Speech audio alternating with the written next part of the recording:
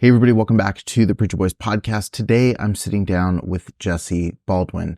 Jessee was only 12 years old when a 42-year-old teacher began abusing her at her small private Christian school.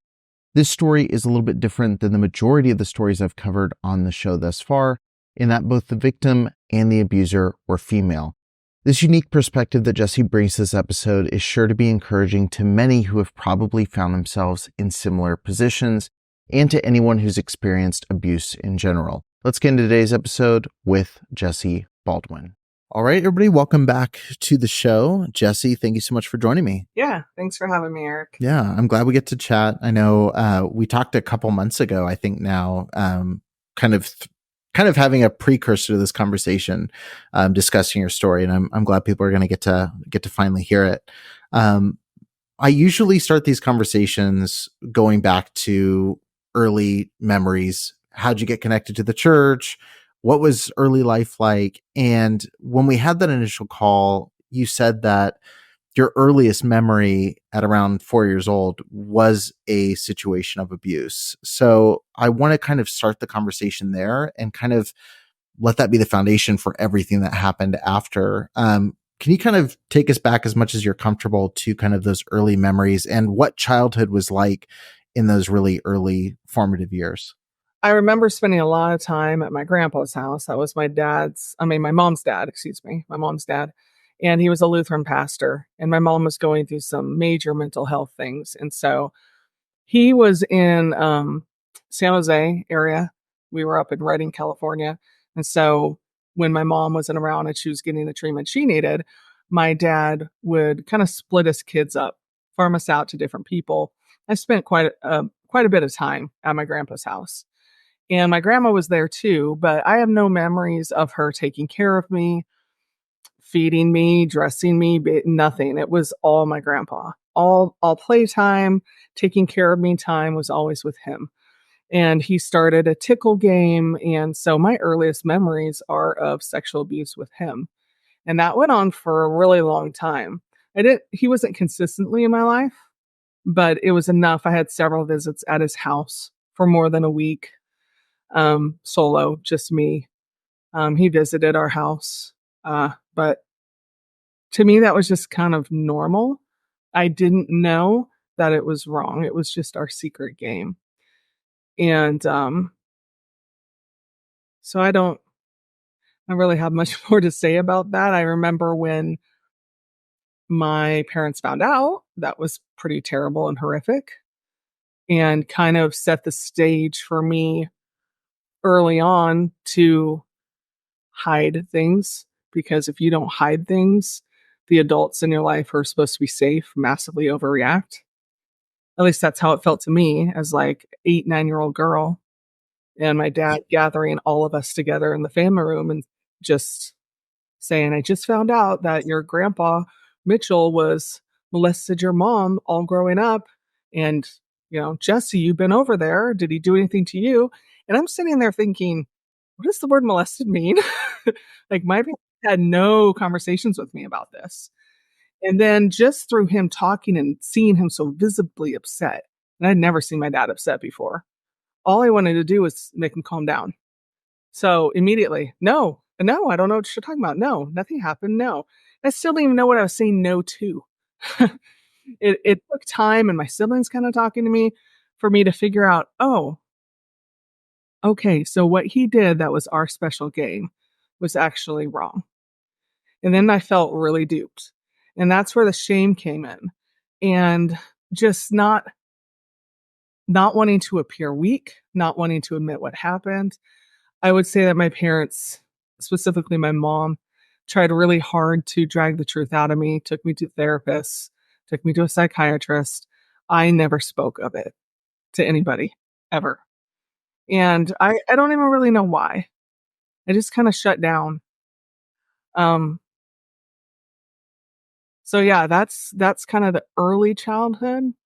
So the abuse ended. I never saw my grandpa again. I had feelings about that, which might sound weird to general population, but to people who have been abused by someone they were close to and it just suddenly stops and you don't ever see the person again, there's no closure. So that's hard in and of itself. But I was a really active kid, kind of a tomboy. I like to play outside all day, skateboard, basketball, ride my bike, go off by myself. I just didn't really talk about any of that stuff. Looking back at like 4-year-old, 5-year-old, 6-year-old, like 9-year-old Jessee, what do you wish would have been the alternative? Like in terms of how that situation was addressed, for example, like what would have made you feel safer as a kid? Like what do you wish the environment you'd had would have provided you? Really good question. I can say it was impossible what I wish to have. What I would have wished to have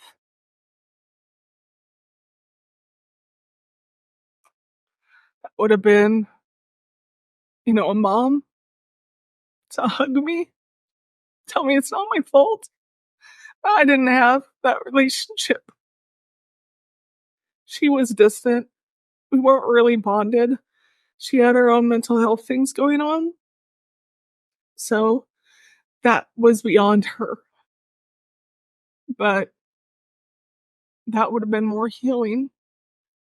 My dad, he was a nice guy, kind and everything, but I was kind of closed off.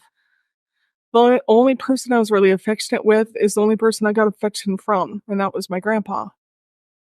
So, that's wishful thinking. Like, if something happened to one of my kids, that's what I would do. I'd wrap them up, make sure they knew they were safe. But I didn't get that. I got a dad who freaked out, which is understandable, right? I thought he was going to go shoot him. He has a lot of guns, and he's made comments about, I'm going to go kill him. And I'm like, oh, don't kill my grandpa. Nothing happened.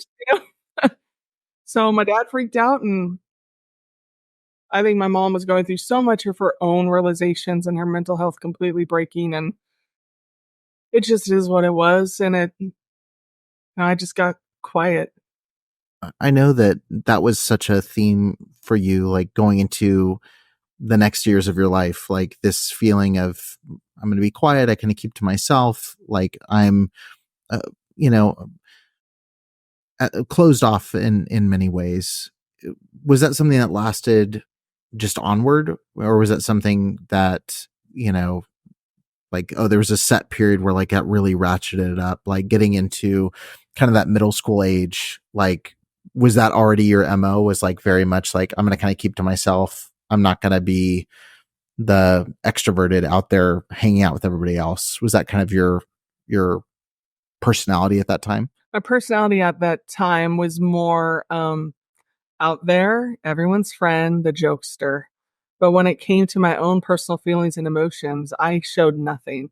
I would show happiness, um, laughter, but I refused to cry in front of anybody. I refused to cry in general. I refused to feel sadness. So I was extremely closed off in that way. I was like a good friend, loyal, there for anyone who needed it, a good student, a little bit of a rebellious side. I was in the office quite a bit, usually for laughing and cutting up at a Christian school. Nothing nefarious, just I like to joke. I think laughter and joking helps me cope. So I was loving, eccentric. Everyone knew who I was, but no one really knew me at all. Yeah, that's a great way to describe that feeling. Like Uh-huh. you're lonely, but nobody looking at you would say, "Oh, they're the lonely kid." It's like, "Oh, they're around everybody, but nobody sees them." So going into like seventh grade, junior high age, which is a time with a lot of rapid change anyway, and figuring out who you are and all these layers of complexity. That is when Bonna Johnson kind of enters the scene, and that's a name we're going to be saying over and over through the episode. Um, Tell me a little bit about the arrival of this particular teacher and what this meant for your life at the time. Like, obviously, in retrospect, it means a lot of things, but when she first encountered you, like, what was that experience, and what role did she have in your life? Well, she came in replacing a teacher that had quit. He was Mr. Jackson was his name. He was literally run off by the class above us. They were cruel to him. He left. So she came in Hard-nosed, like super, super strict, over the top. So she was instantly disliked by everyone, but she knew the situation she was coming into. A bunch of kids had absolutely taken over, and she was not going to let that happen. So when she first came in, it was no secret I absolutely did not like her. And I think I got sent to the office the first day, maybe, because I instantly wanted to challenge her authority. I don't know. Just I'd been at that school at North Valley since I was in preschool. Like I kind of owned it, right? But no, she let me know that she owned it now. So Which it is. I mean, I can relate to that feeling too, because when you're at a small Christian school for a while, like it's kind of like your home. And so like even staff, it's like, oh, I've been here longer than you. Like I've been here, this is my territory. And so like those relationships kind of happen. And and I wanted to note too, for anybody listening, this is not North Valley as in Santa Clara, California, because people are like, whoa, another North Valley story. This one is not. This is in Redding, California, right? yeah, yeah. Okay. North Valley Baptist Church, Redding, California, changed their name in around 2007 to Crosspointe Community Church, but it's the same church. What had happened is, yes, we were butting heads. I was not rebellious. I was taught that you submit to authority and you obey authority and you don't ask questions.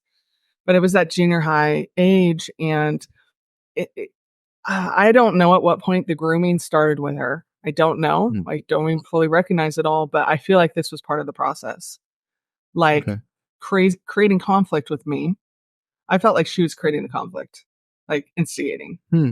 Did you feel that then, or do you feel that now looking back I at it? feel that now. I had no clue what was going on back then. No, Right. Sure. I just knew I was getting a lot of attention from a teacher, and negative attention is still attention. But I felt like she was instigating it. But then I also felt like I also liked having attention from a female adult. I was prime set up for this because I did not have a great relationship with my mom.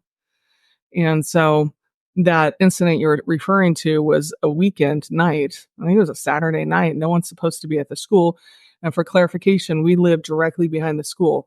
So when I walked out of my backyard gate, my very next step is on school property, which is super cool. I was very closely tied to that church and everyone there, but I was also emotionally just dealing with a lot of stuff that I just never talked about. And so I had these anger outbursts. I would have them with my family. All of a sudden I would go, King Kong on my little sister Jackie and beat the crap out of her. Like, I've apologized for that now. But I had huge anger issues from stuff I just didn't talk about, I'm sure. So one of the things I liked to do was get the anger out by hitting a wall. And there was this brick wall. It was the one I always went to. I'd been going to it for years. And so I just give it a couple slams with my fist. And when that physical pain got stronger than what I was feeling inside, that's typically when I would stop. And it relieved the tension I was feeling in my chest. And that particular night, it took a couple more hits than usual to get through what I was feeling. And it was probably just home, family, life stuff. Um, and my hand kind of blew up bad. It was the first time that ever happened. I don't know if it broke something or what, but I had a huge bubbling knot on my knuckles, on my pinky and my ring finger. But she opened the side door. Bonna Johnson opened the side door to the church building, the 3-story school building. I didn't even know she was there in her room. And she said, Jessee. And I looked up there and I'm like, yes. And she's still my teacher. I believe that I'm not certain, but I believe this was beginning of 8th grade. It could have been the end of 7th grade. And she called me up there and she said, would you mind helping me put chairs up or take the chairs down? I actually don't remember which one it was, but it was something for the janitor, putting chairs up on the desk or down. And I was always taught to obey. So I'm like, yeah, sure. So kind of put my hand that was bleeding behind my back, walked up the stairs, went to her classroom, did what she asked. I was like, okay, see you later. And she grabbed my arm and she said, what's wrong? And I said, what do you mean? What's wrong? And then she was just like, she changed from that hard-nosed teacher to like this soft, more mothery type of tone. and touch. And she said, I can see you from the windows here. She had like huge windows in that room, like 10 feet across and 8 feet high, big windows that looked down into the alley where I was. And she said, why don't you tell me what's wrong? And I just froze. I don't speak.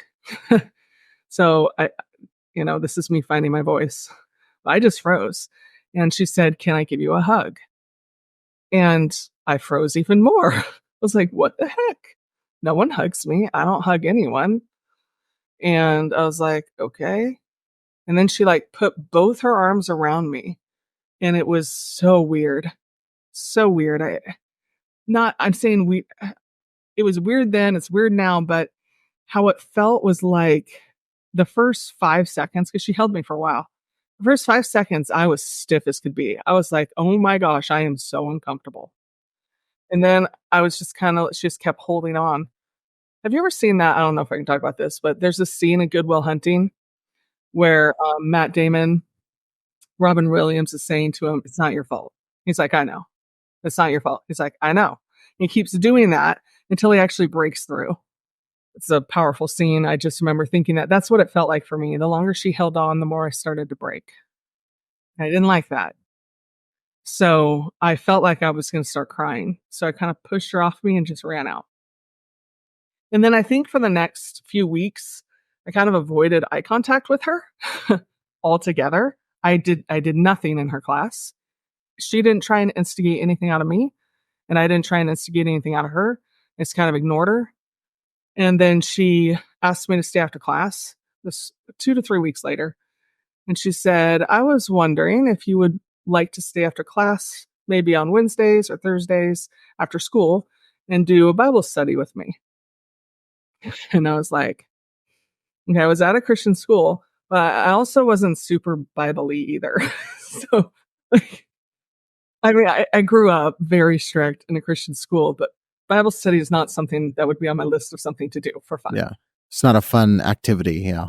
No, I was like, oh, joy. I just felt stuck. I didn't really know what to say. And I said, I think you'd have to ask my mom. And she goes, okay. I was like, okay. And left. And she did. I think that night she called her and said, I'd like to mentor Jessee, keep her. I think it was 1 or 2 days a week after school. And my mom, of course, said, yes, help Jessee. She needs help. She's, a firecracker and has anger issues. And yes, help Jessee. And so I was kind of stuck. And I think we only did a Bible study one time, like in class, just one time. It was like reading a verse. And then what she let me do, which I actually did enjoy, she let me grade the papers of my peers, which was fun and made me feel special. I really liked it because I had my friends in the class. And so I would try and kind of give them a pass on things. She caught that pretty quick. But yeah, that's really how it started. It didn't stay there very long. Within 2 or 3 times of doing this, she asked me if I would like to babysit her daughter, Marianne, who I think was in 1st or 2nd grade at the time. I don't babysit. It's not my thing. I'm like sports, outdoors, tomboy. Children, no, they're weird. Not in touch with my inner mom at all at that point. And so, but the thing is, I did want to spend more time with her. So I knew that and I felt that. So she already had me at that point. And so I was like, sure. And she said, okay, I'll ask your mom. And I only babysat once, I think. All the other times it's not babysitting, but I babysat one time. I think she went out with some teachers. And so she picked me up from my house, drove to her house. And then she was gone for a few hours as babysitting her daughter. And she came home, put her daughter to bed, and then we hung out, which was fun. Like, she taught me how to play Yahtzee. And then she took me home. And then she would ask me again the next weekend, do you want to babysit again? I was like, yeah, but that time she didn't leave. Oh, such and such got canceled. We'll just hang out. I was like, sweet. I don't even have to babysit. So, she'd be like, we're going to make enchiladas. And she taught me how to cook. And her daughter would be there. But it was fine. We played board games. sometimes she had a swimming pool. Sometimes we would swim. And this progressed pretty quickly. It was several weekends in a row. Um, and then it became, do you want to, she would tell me, I'm going to ask your mom if you can babysit, but you're not actually going to be babysitting. So then I felt cool. We're pulling something over on my mom. You're feeling more and more special, like, oh, Right. I get to do all these things that nobody else gets to do or nobody else knows about. No one else in my class, no one else knows about. Right. And then I would show up. She'd pick me up. I'd show up, and Marianne, her daughter, wouldn't even be there. And she'd be like, "Oh, I got Marianne to stay the night with so and so." Now, Bonna was married, but her husband traveled for work a lot. I'm trying to remember what he did. I think he was some sort of like there's a keyboard brand that starts with a Y. Yamaha? Yamaha, and he worked for them. Like keyboards or keyboard? Like computer keyboards or like Yamaha. Yeah. I was gonna say Yamaha, but I was like, well, that's pianos. But yeah, That's what he it did. is pianos. There you go. Traveled, like he went internationally, and he was gone a lot, at least every other weekend. And anytime he was gone, she had me there. And Marianne usually went to bed around 7, but this whole time she always told my parents that I was babysitting for like years.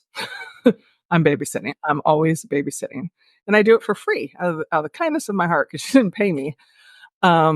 She had me doing all kinds of stuff. I raked her yard, like all kinds of things. But yeah. So that's how it all kind of got started and how she got me alone. So you go from being really having a really negative connotation in your mind toward her to very quickly being like, oh, this is like the mom I really don't have right now. Like I have my mom, but she's not really there. And then I have this person who's showing me affection, and that feels a lot better in terms of dealing with the pain I'm feeling than punching a wall. Like it's like now I'm getting this love that's overpowering all these feelings. So obviously, like, again, looking back, there's so many things you've already said where you even know, like, well, that's a red flag. Like we've already whizzed past 20 or 30 that we wouldn't know to look for in 7th or 8th grade. When's the first time that something shifted where you at that time noticed like, well, this is a lot different than just saying we're going to be doing babysitting, but we're not, or I'm grading papers and no one knows that. Like, when's the first time something actually happened where you're like, what's going on? Like, this feels different than what I thought our relationship was.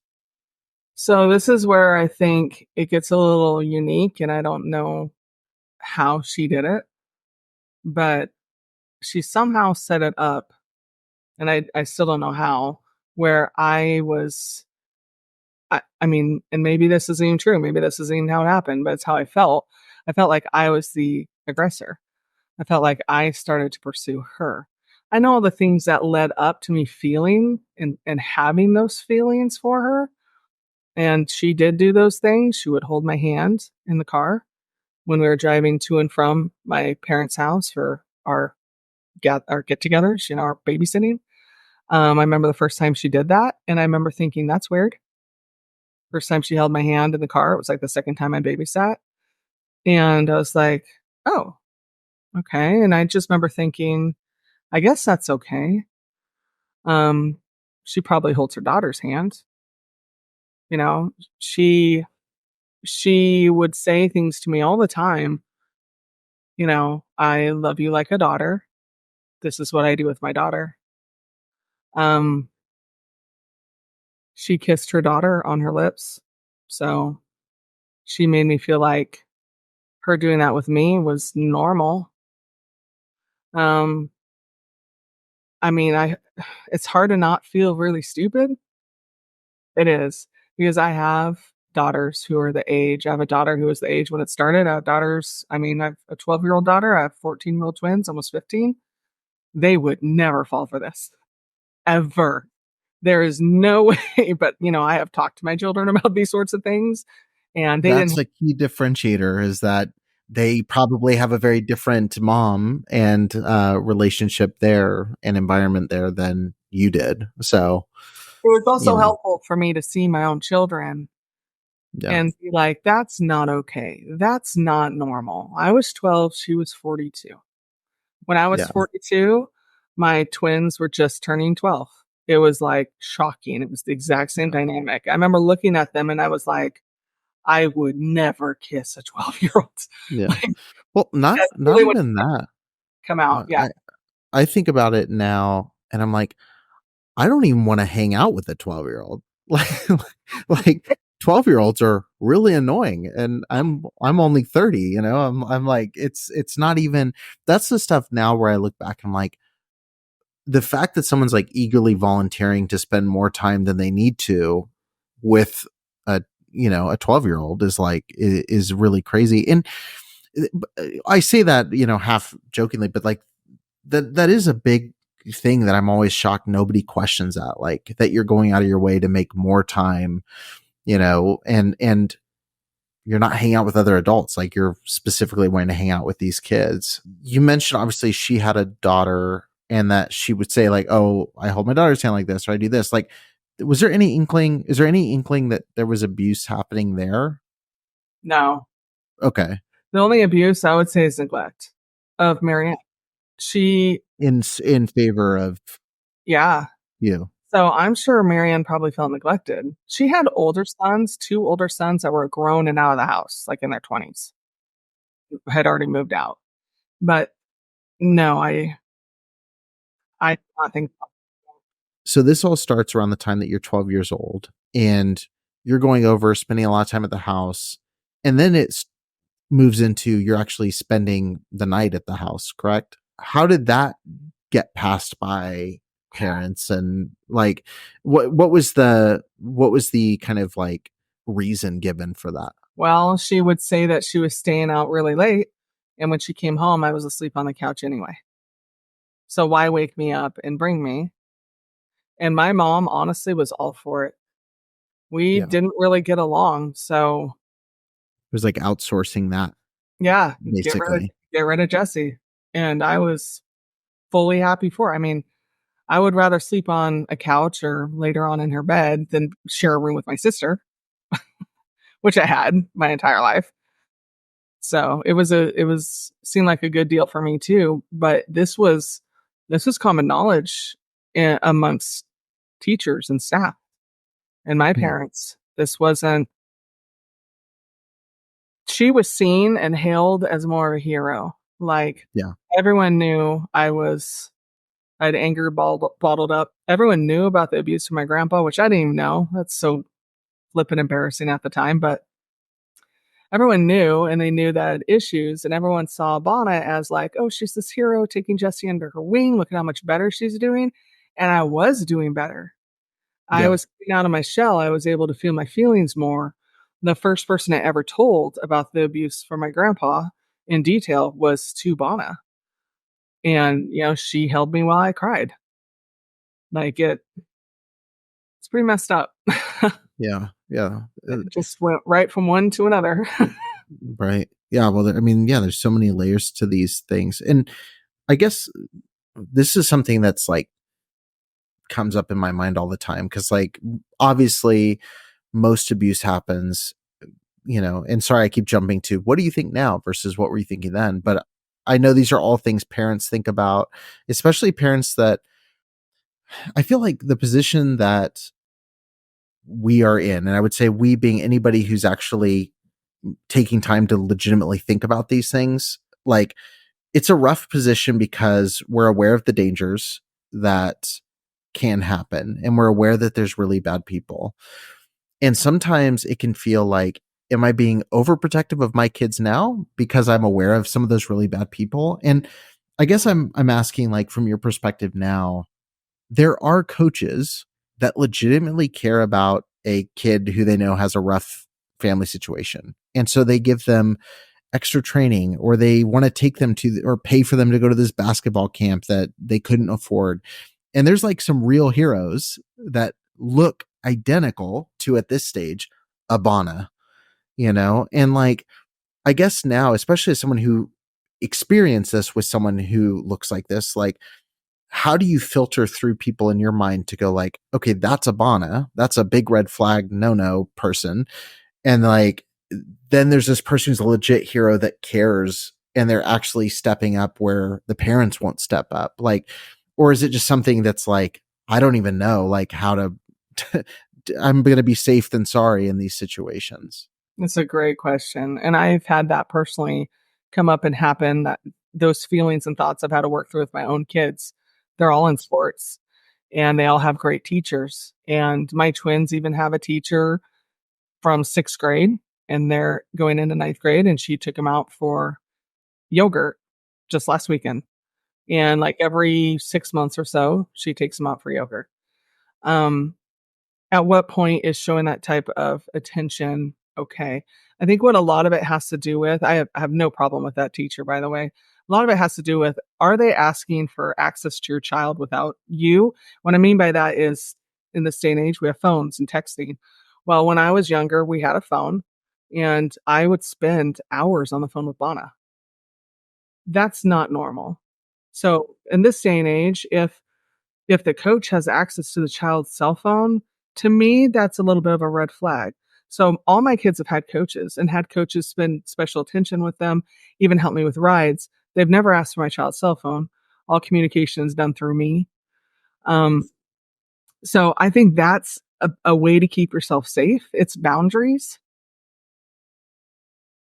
Yeah. Sense. I Yeah. also get a sense and a feeling. I am like the most, that's what I'm looking for. Paranoid. I Yeah. know. I know. And so I, any sort of red flag. And what do those red flags look like? I think it would be touch. Like they start with touch, and you have sports like gymnastics where touch has to happen. Even touch happens a little bit in softball, but it that's a really good question, Eric, because there are a lot of heroes out there, and my kids have had them, and my kids still adore them and look up to them. And I think it's really just keeping an eye out. Would I ever let any of my children spend the night with their coach? Heck no. That's not going to happen. So, having appropriate boundaries and that other coach not trying to push the boundaries, you got to be really proactive in just looking at it, but at the same time, not withholding someone who could absolutely influence your child's life in a very positive way, because it takes a village. I truly believe that. And as a single mom, I need these coaches. I need these teachers. I need them to help my kids feel like, you know, they are special. They are amazing, and it helps build their self-esteem. And the more positive influences in their life, the better. I wanted to ask that because again, it's one of those things that comes up where I'm like, I know people are thinking it. I know people are auditing relationships, and again, like because I do this show, I'm always thinking about it, and it's so scary when you look at a dance school, when you look at extracurricular sports stuff. It's like, is this person a good person or are they grooming? Is this person that? And you like start cycling down that, and I feel like I'm trying to find that spot between cynical and smart, and it's not easy, but I think that's the point. I think when it starts feeling easy and it's just like, yeah, I'll trust anybody because they're a coach, or oh, I don't trust anybody, like you're putting aside the hard work of thinking through and you know really identifying every relationship and examining it. But yeah, I wanted to ask that. Going into, once you start spending the night, like, first of all, how much time has passed from when you initially first babysat to actually spending the night? And then I know the second time you spent the night was the first time there was an actual kiss that happened between you and Bana. So like, what's the time frame there of like how rapidly this took place? It's pretty fast. Not more than 4 weeks, maybe 6 at the Wow. most. It's pretty Oh, fast. okay. It all moved fast. Yeah. Okay. And I was starving for any sort of affection. Yeah. So I was pretty easy. Yeah. So 12 years old, you're spending the night at the house and Bana kisses you. Like, what was the what was the feeling you had in that moment? Was that like a what's going on? Was that like, oh, this feels like a natural progression, currently? Like, in the moment, what were you thinking? Well, again, somehow I was the aggressor. So technically, I kissed her. So the first time was in her swimming pool. Um, and I kissed her on the cheek. So that felt more like me seeing how she would react to that or feel. And she liked it and said that was sweet. We don't really talk about it since. Um, And did you feel it was romantic for you at that point? no, I wouldn't say Or did romantic you feel like it was like just an affectionate affection. thing? Mhm. Like, oh, this is a little bit like it's a little bit more affectionate way. Like, just like hugging was unnatural at first. Like, I'm going to give you a kiss on the cheek, like mother-daughter relationship kind of thing. Yes, definitely not Okay. romantic. I know Okay. I wanted more affection from her, but I wasn't quite sure what that looked like or or how to Yeah. even make that happen. So, I think that was me just kinda testing the waters. Um, at that point after swimming, she went and took a shower, and I there were things that she would do even before I first kissed her that were total red flags, like walking around in just her husband's white t-shirt and underwear after a shower in front of me. Like, I think she's trying to show me that she's comfortable with me. I just was like, okay. I mean, my own mom doesn't do that. Like, Yeah. ew. Like, ew. I would not ever want to see that. Um, we just weren't close. I don't know. Anyway, so just little things like that, showering with me in the room. So her master bedroom had a bathroom with no door. So it was like a half wall. And so you could see, like, if you were laying upside down on the bed and with your head at the footboard, you could have full view of the shower. And then the toilet was like around a little half wall. But like, she would shower with me in the room. I would be laying on the bed, and then she would be like, I'm going to take a shower. And I was just like, okay. So this is before I really did anything, like I tried to kiss her or anything like that. There was this desensitization happening Yeah. that was kind of piquing my curiosity. I don't really know. I think it just all felt like I was special. And she told me that. She told me I was special. She told me I was different. Um, she told me that the passage in, I think it's First Samuel 17, David loved Jonathan as much as he loved his own soul. She used that with me a lot Hmm. and said we had this special bond, this special connection that no one would ever understand, that I was mature beyond my years, that she loved me more than anyone else, more than her husband, more than her daughter. Like, all these things were said. Hmm. Um, All and within that 4 to 5 week time frame. I don't know that was within that time frame. Okay, that was with just It throughout it. it was before my ninth grade year. It So all happened within a within, year, yeah, within a year. right? It was fast though. It could have been within the first 6 months. It was pretty fast. But that time where I made the choice to kiss her, we had cooked dinner together, we had played Yahtzee, we had danced.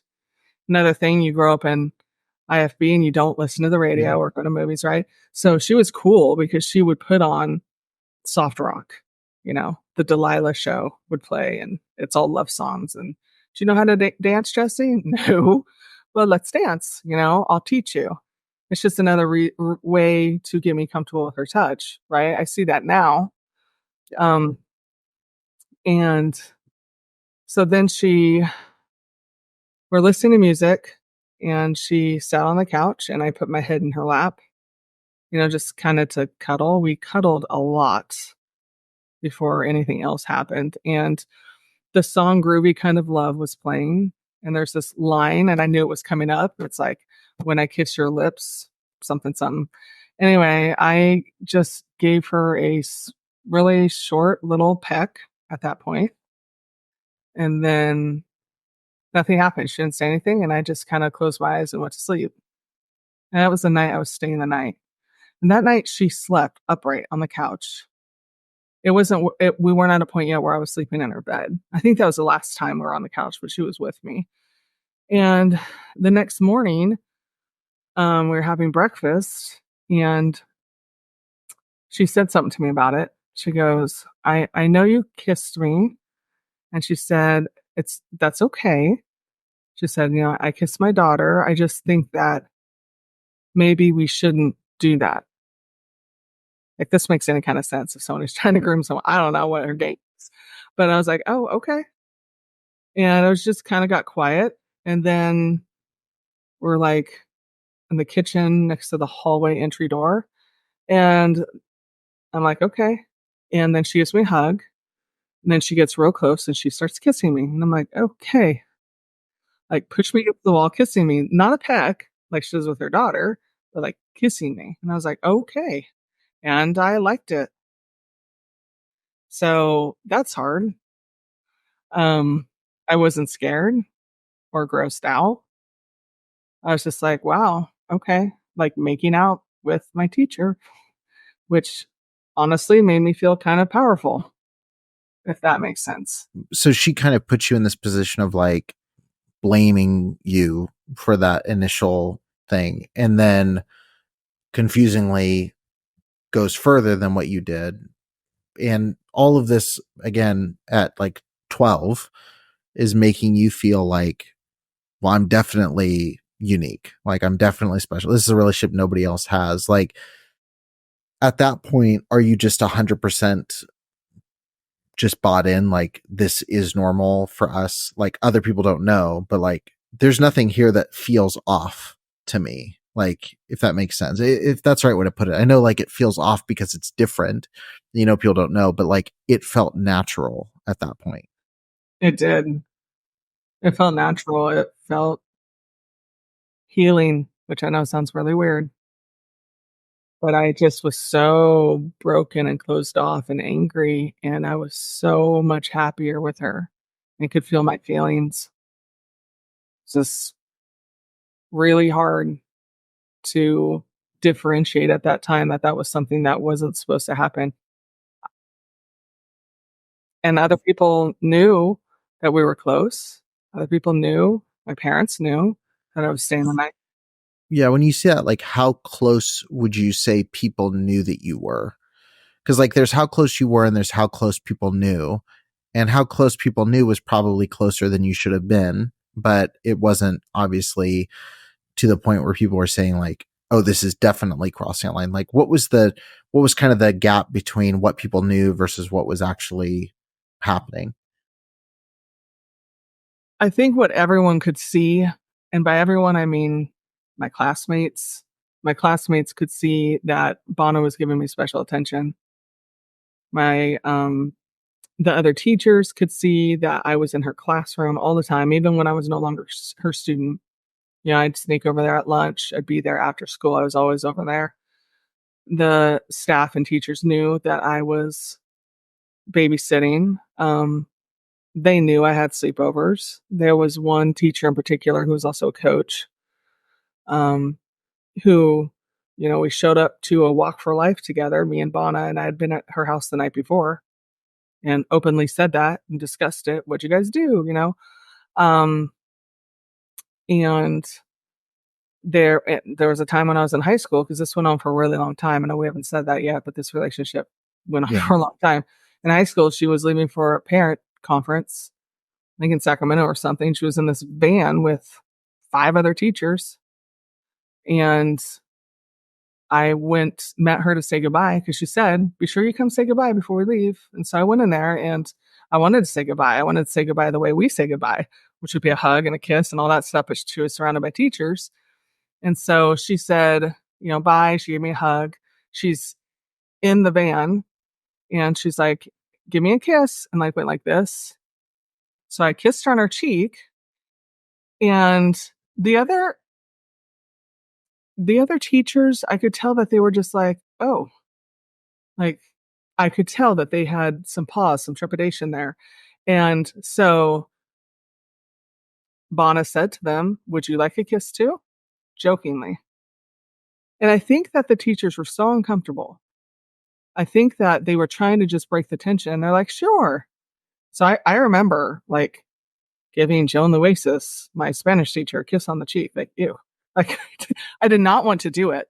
Anyone who wanted it, Judy Hamilton, whoever else was in that van, it wasn't everyone, but there was at least 2 teachers who I kissed on the cheek just because I had to make it look not weird. So, yeah, I mean, that's the level at which other people saw.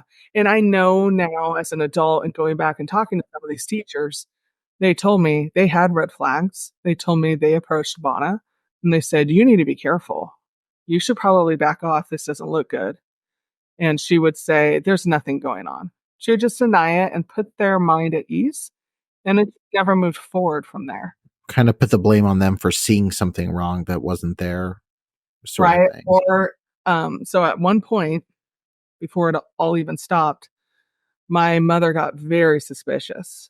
I interpreted it as jealous, and it might have been, I don't know, but very, very suspicious and started listening into our phone calls. My dad started recording them. This is the And old for way context, with phones. Yeah. yeah, and for context, this is 14. So like at the point they start getting suspicious, because this is also fast, yet it's also so like such a long span. So like this all started at 12. At the time you're 14 is when your parents get really suspicious and start recording calls. Like, what happened with that situation? I didn't know they were recording calls. My dad had a phone. You know, you have like 4 phones in the house, but they're all on the same line. We might have 2 lines actually, but we always called on the main line and you could pick them up anywhere in the house, but you could hear if it was picked up. You could hear a click, you know. Um, but my dad had taken unscrewed the mouthpiece. I just found this out later of, the old phone. So when he picked it up, there was no click or anything and he could just record. I don't know, he's kind of MacGyver like. And so they recorded hours and hours and hours of conversation. We were careful on the phone, but not super careful. So we would say, "I love you." She would say, "I love you more than I love my own soul. Let's pray." There was a lot of spiritual abuse in there too. There was praying together, reading the Bible. It was interesting.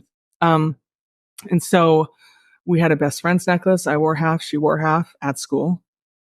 Um, she gave me a best friend's ornament. She had half, I had half. Um, she let me drive her car. But anyway, when I was 14, um, my mom got really suspicious, went to Pastor Royal Blue, who is the head of the church and the school, because the school is a ministry of the church, and said, "We think that there's something going on," played the tapes for him. He denied it, pushed them off. They were persistent. They went back. I do not know how many times this happened. I'm going to say over the course of 2 years. And now you might be wondering, well, how does Bonna still have access to me? Great question. So, because of my mom's mental health issues, she was not believed by the general church population. Oh, gotcha. Yeah. So people thought she was jealous. She was just stirring up strife and drama. There were some that believed her, not very many. So she So didn't not get only were it. you, oh, Yeah. sorry. I was going to say, so not only were you an ideal target victim because of past trauma, you were also an ideal target victim because you had a mother whose credibility was already questioned in Right. general. Yes. No. And I supported that. So if anyone asked me or talked to me, I would say she's crazy. Oh, that's just my mom. Like, Yeah. of course she'd say that. She's super jealous. Wow.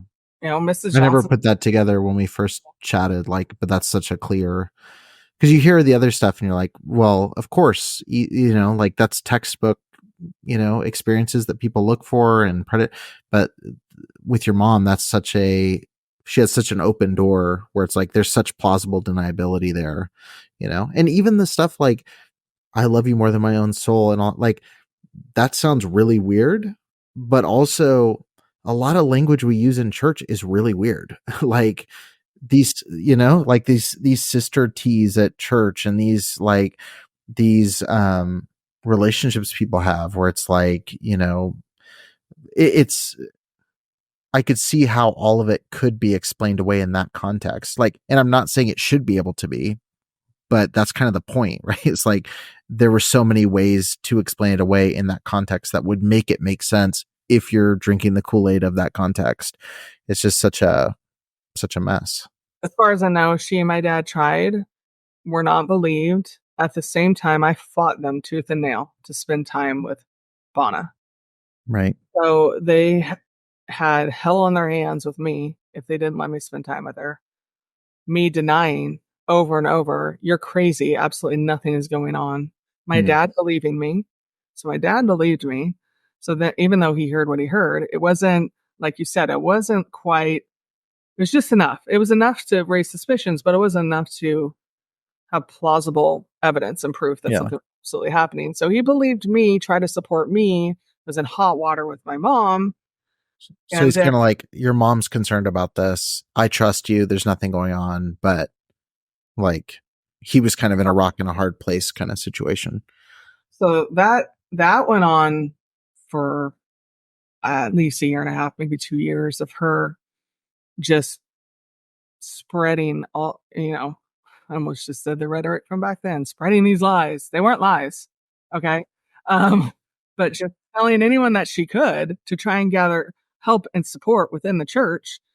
But the head pastor saying, no, we don't believe you. Go away. These are good people. Brian and Bonna Johnson, and Bonna's one of her teachers. And Do you think Pastor Royal Blue knew uh, and didn't want to deal with it? Or do you think he was like, just assumed the best of oh no, them? I think he knew. I am not the only person who was abused in that church. There are multiple, and it was his mo. He just swept it under the rug. He didn't want it to quote hurt the name of Christ. There you go. Okay. I was going to ask what was the reason. And Yeah, let me take a guess. yeah. It's the same as every other guy in that. And me coming forward and turning her into the police. We'll talk about it in a bit, and suing the church civilly. I got all of that. You're hurting the name of Christ. No, not. They hurt the name of Christ. I'm trying to help and repair. So I absolutely believe he knew 100%. I know that there are people who know a lot more. Pastor Blue is unfortunately passed away now. So he doesn't even know that any of this happened or came out. Um, his associate pastor, Pastor Bruno, I don't know how involved he was, but and then there was the principal, Pastor Ken Landers, was the principal of the school. And I don't know if you want me to move on to what eventually happened. Yeah. Well, yeah. And again, I'll just give context for time. Like, this all starts at 12. 14, they're suspicious. It still goes on for another 2 years. And we get to when you're 16 years old. So this is 4 years that this relationship is happening. Like, and at least two of those people pretty clearly know what's going on. Like, the first 2 years is there were red flags, but like the last 2 years is like very clear to the point where your mom's sounding the alarm about it, at least. Um, yeah, let's talk about 16, because that's like when there's undeniable proof. I mean, as if it could get any more undeniable, but really undeniable proof. Like, what kind of happened there, and what put an end to her actually being employed at the church? It was, I believe, the summer before my junior year. It was actually at the end of my sophomore year. Um, it was a Saturday. We met at the school, cleaning out her room, whatever I was helping her with. And then we were just walking around the school. We did that a lot. We went for walks a lot and came to this somewhat secluded area. This property's big, lots of different buildings, but there's this one where there's this felt carpeted ramp that goes up and it's kind of on the side. And so I just kind of pressed her against the wall playfully and kissed her. And then she playfully flipped and pressed me against the wall and was kissing me. And, I'm like touching her and she's touching me. And we're just kind of like passionately, so I thought, just going at it. No one's on the grounds. And then we hear a very loud bang. And She stopped, freaked out. She ran one way, I ran another way. And we did not meet up. I waited. She just never came back. I eventually just went home. Come to find out that Bang was Pastor Ken Lander's grown son, Grave Landers, and he was also a custodian employed by the church. And he was there cleaning and he saw us. And later on in the police report, he states that he thought it was escalating so quickly that if he didn't make a noise, he just didn't know what he was going to see. So he banged together, I think, a trash can lid and the side of the wall or something to break it up. So Greg Landers went to his dad, Ken Landers, the principal of the school, told him what he saw. It was several months later, 2-3 months later, before she was ever actually terminated. No one was told she was fired. It was, she was just let go. No one said why. Not one person from the church or the school came and talked to me, told me about it. I heard she was fired. I'm like, why? What happened? I didn't know Greg Landers had seen us. I didn't know anything. Well, now my mom has her proof, right? So she's going and she's just ranting and raving and angry at Pastor Blue. They're extremely angry with me. It was already, our relationship was already so destroyed just through me getting closer with Mana, her having suspicions. She would scream at me almost every night in front of my siblings. I mean, when I say scream, my mom screamed at me so loud that she broke blood vessels on her face and her face would drip with blood. It's the freaking scariest thing. Just really bad screaming at me. And now she had her proof. So I knew I was in for it. And there was never Jesse's a victim. It never happened, never entered my mind. It was never said. It was, how could you do this? Why are you a lesbian? Like, I did not consider myself to be a lesbian. This was a special relationship. She was like my soulmate, but not a sexual thing. And I know that probably doesn't make sense, but it was just this closeness that no one would ever understand. It was like we were one person, which I understand is so unhealthy and wrong, but that's where we were at. So her being fired and me having to cut off contact with her was excruciating for me. Excruciating. It was hell. It was so bad. And no one was really talking to me. I had no communication with the church at school, no help, no therapy, just my mom screaming at me and telling me I was never going to see or talk to her again. Which at the time is heartbreaking, like, because that is somebody that matters to you. And like, again, in hindsight, there wasn't a reason to talk to her again, but at the time you're just feeling robbed of what felt like at the time probably the only healthy relationship that you had, which it clearly wasn't, but it's at the time. That's what's interesting about these, like, and I'm sure every question I've asked, you could be like, well, then I thought this, but now I realize this. You mentioned like this wasn't like, this never progressed past kissing, correct? No, Like, not so, correct.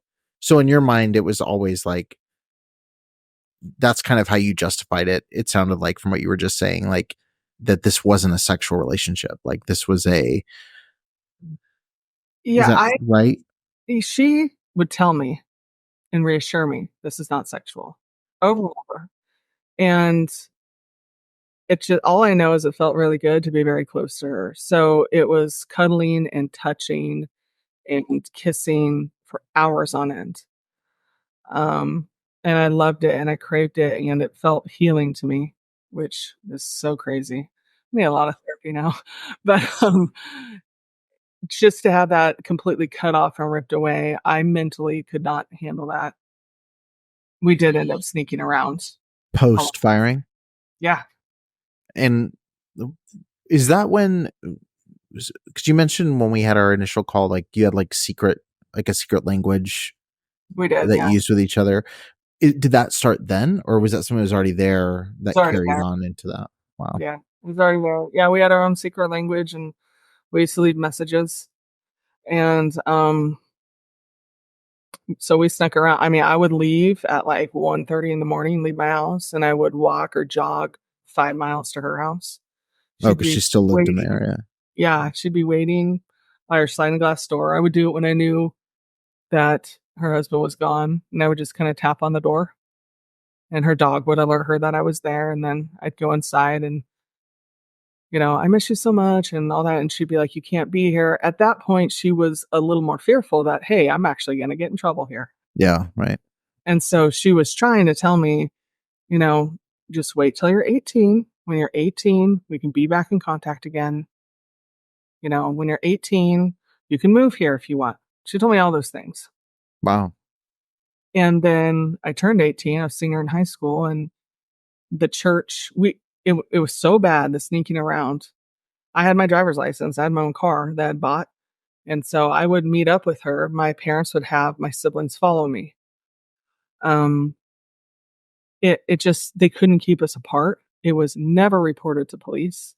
And again, the church and school never talked to me about it.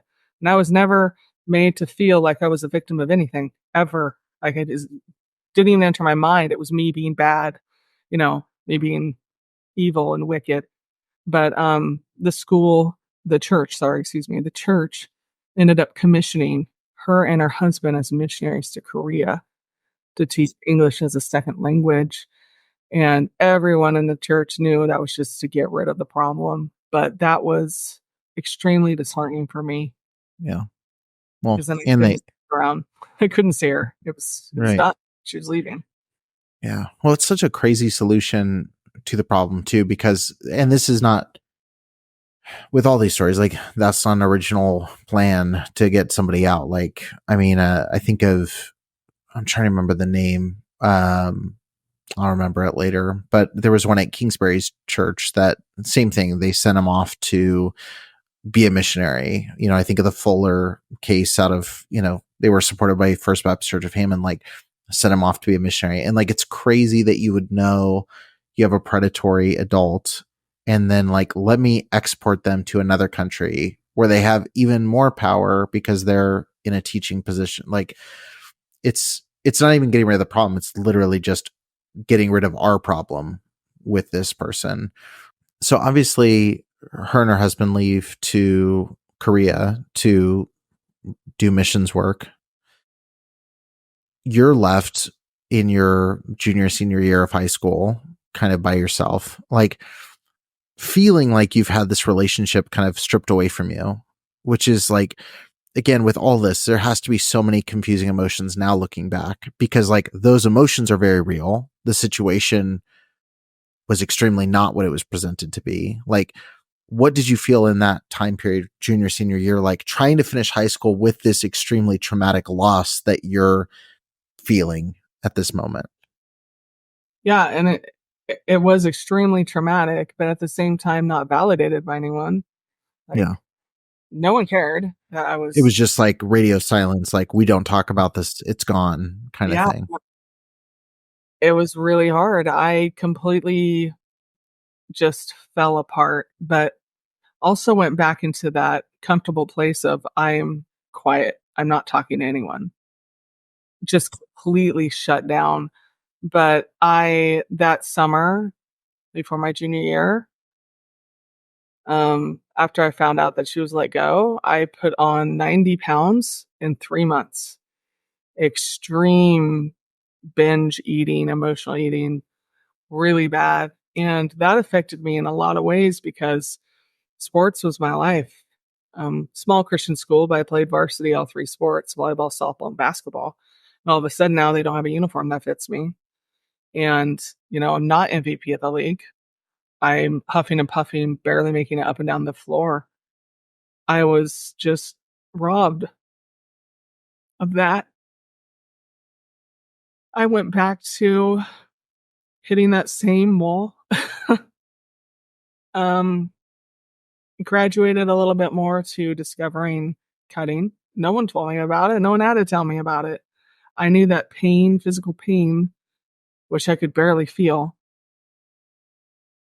um, just helped. took up smoking. Just anything I could do to just self-destruct. My grades went from straight A's to D's and C's. Um, I purposefully would drive my Mustang too fast on the highway, like floor it, whatever was past the 120. It was a 65 Mustang, so just with no seatbelt on, just hoping it would be done. And not having anyone to talk to or to even understand. And still dealing with the humiliation and shame that my mother continued to put me through with my own family. And I know that was really hard on my family, my siblings. I have 2 older sisters and an older brother and a younger sister, and my older sister was when all this happened, she was actually off on a mission trip in Mexico. She missed a lot of it. But I know it was really hard on my siblings to hear my mom just scream at me. Nothing I ever did was ever gonna be good enough again, and she made me pay for it. She made my dad pay for it because he didn't believe her and let it continue, and being at home was just hell. It was just complete hell, and every day I wanted to die. So, that's just kinda how it was, and at the same time, just being at school and trying to act like nothing was wrong, and no one asked. So, Did your classmates know at that point, or was it kind of like there's whispers of things, but nobody? Because I have to imagine that's another layer of like, you know, of stress is like, oh, you've got kids in your class that are like mentioning it, or was that something like it kind of stayed at the adult level? it stayed at the adult level, but, I mean, I had one of the kids, like, right after school was out, Jonathan, he asked me, he's like, "Whatever happened with you and Bona? Like, I don't even understand that." Like, they just didn't really know, but they also didn't really ask, but I was not an open book. I was very tough and a little intimidating even. I'm not someone that you would come up and ask that question to. So, in hindsight, my classmates now, I mean, they all know. I have a little Facebook group and I've put it out on Facebook. I wanted them to know. I'm sure that makes a lot more sense to them now. The things that they saw and the favoritism and Kind of connects all the dots looking uh back. Yeah. yeah. Yeah.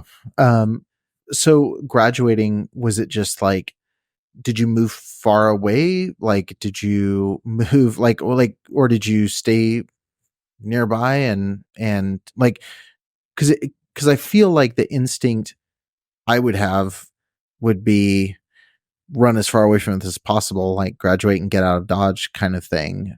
But also I know a lot of people they're stuck right next door. Um, like what was kind of post high school like in that regard? So yeah, you would think I would have ran. You would think. Interesting dynamic, two-part answer. Part number 1, I couldn't wait to get out of my house. Yeah. Absolutely hated how my mom made me feel. Hated the daily in and out. She'd never let it go. She could never let it go, and she never let it go, and screaming at me never stopped about Bona. It was daily. How can you scream at a kid every single day for 2 years? There's no exaggeration. My siblings can testify to this. She just could not let it go. I needed to get out of there because I was just so suicidal. So I searched the paper for rooms to rent. I had a dog named Sparky. She was my life, so it was important I took her with me, and I found a room that I could afford. I had a job. I had a job at Wendy's, and I had a job at Holiday Market, a local market, as a fish butcher. And I'm like, okay, this is how much money I have. This is what I can afford.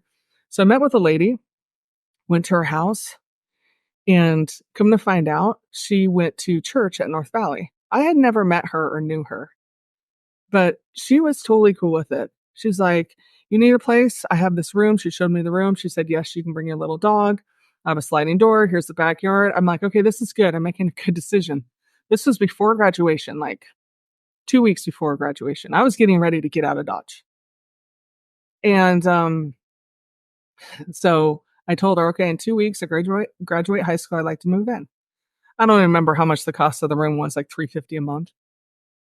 I'm This was, I think, Thursday or Friday night. Sunday, I'm sitting in church, and Pastor Blue announces from the pulpit the loss of one of our church members. And that lady freaking died. Oh, jeez. She died.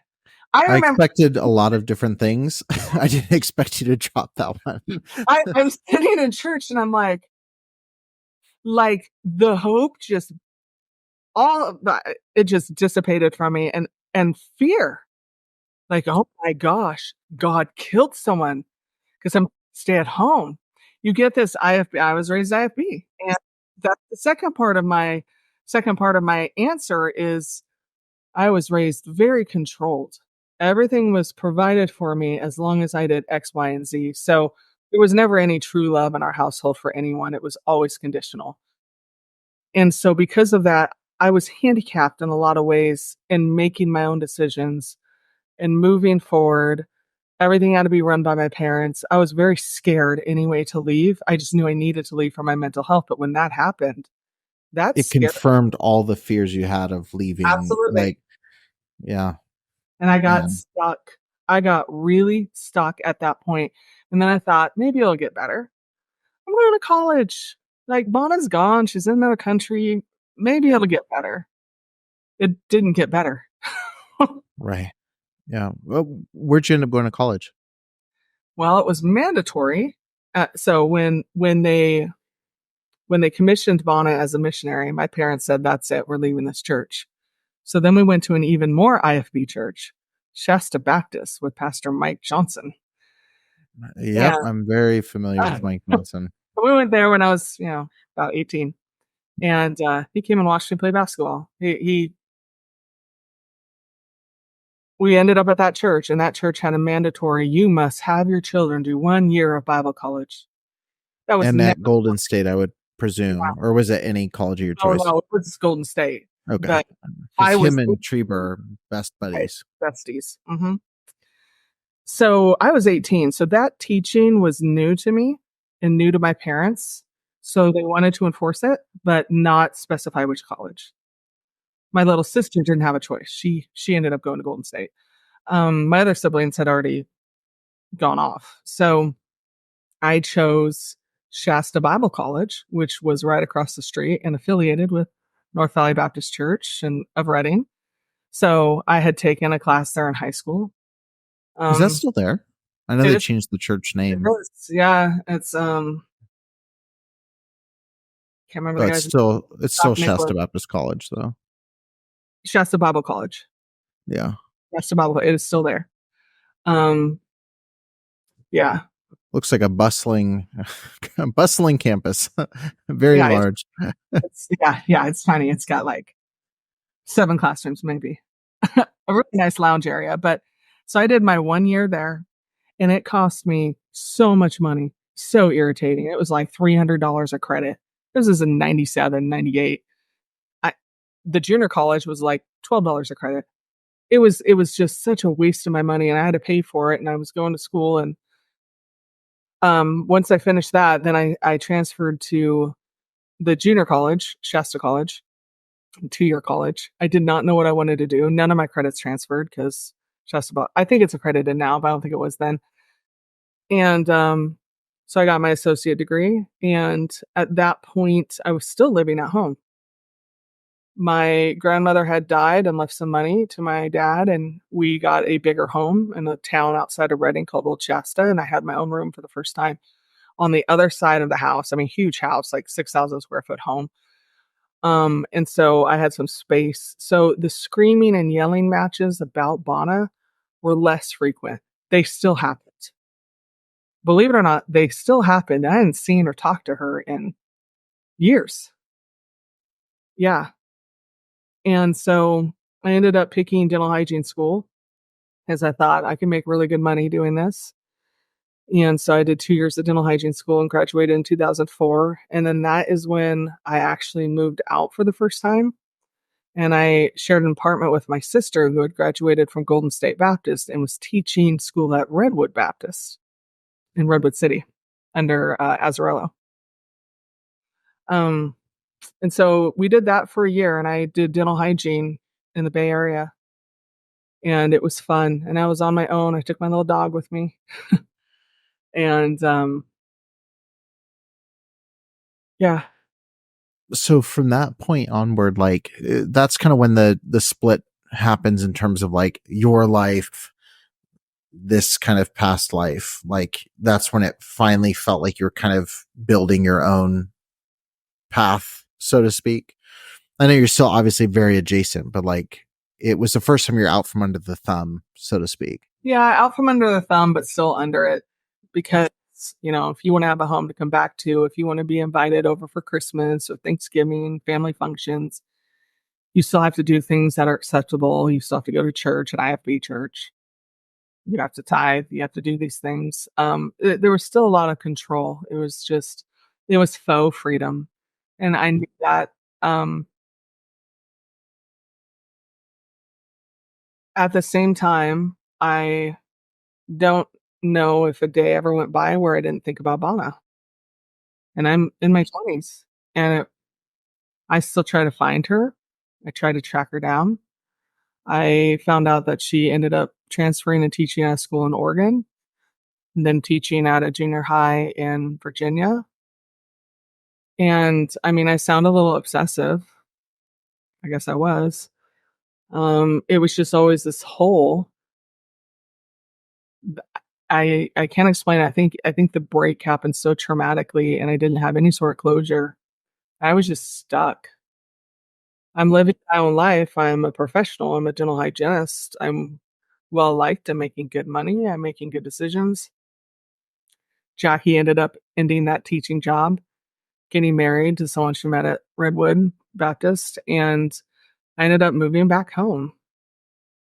I didn't have anywhere else to go or anything else to do, and I got a job local to me as a hygienist and serving at Shasta Baptist, all the things. During that time, did you ever attempt to make contact with Bana, or was it just kind of like seeing where she's at? No, I attempted. All attempts were not responded. So if I got her number and I called and left a message, she would never call back. I got her address from another teacher, and I wrote her every single year. I sent her a Christmas letter and kind of updated her on my life. She never responded.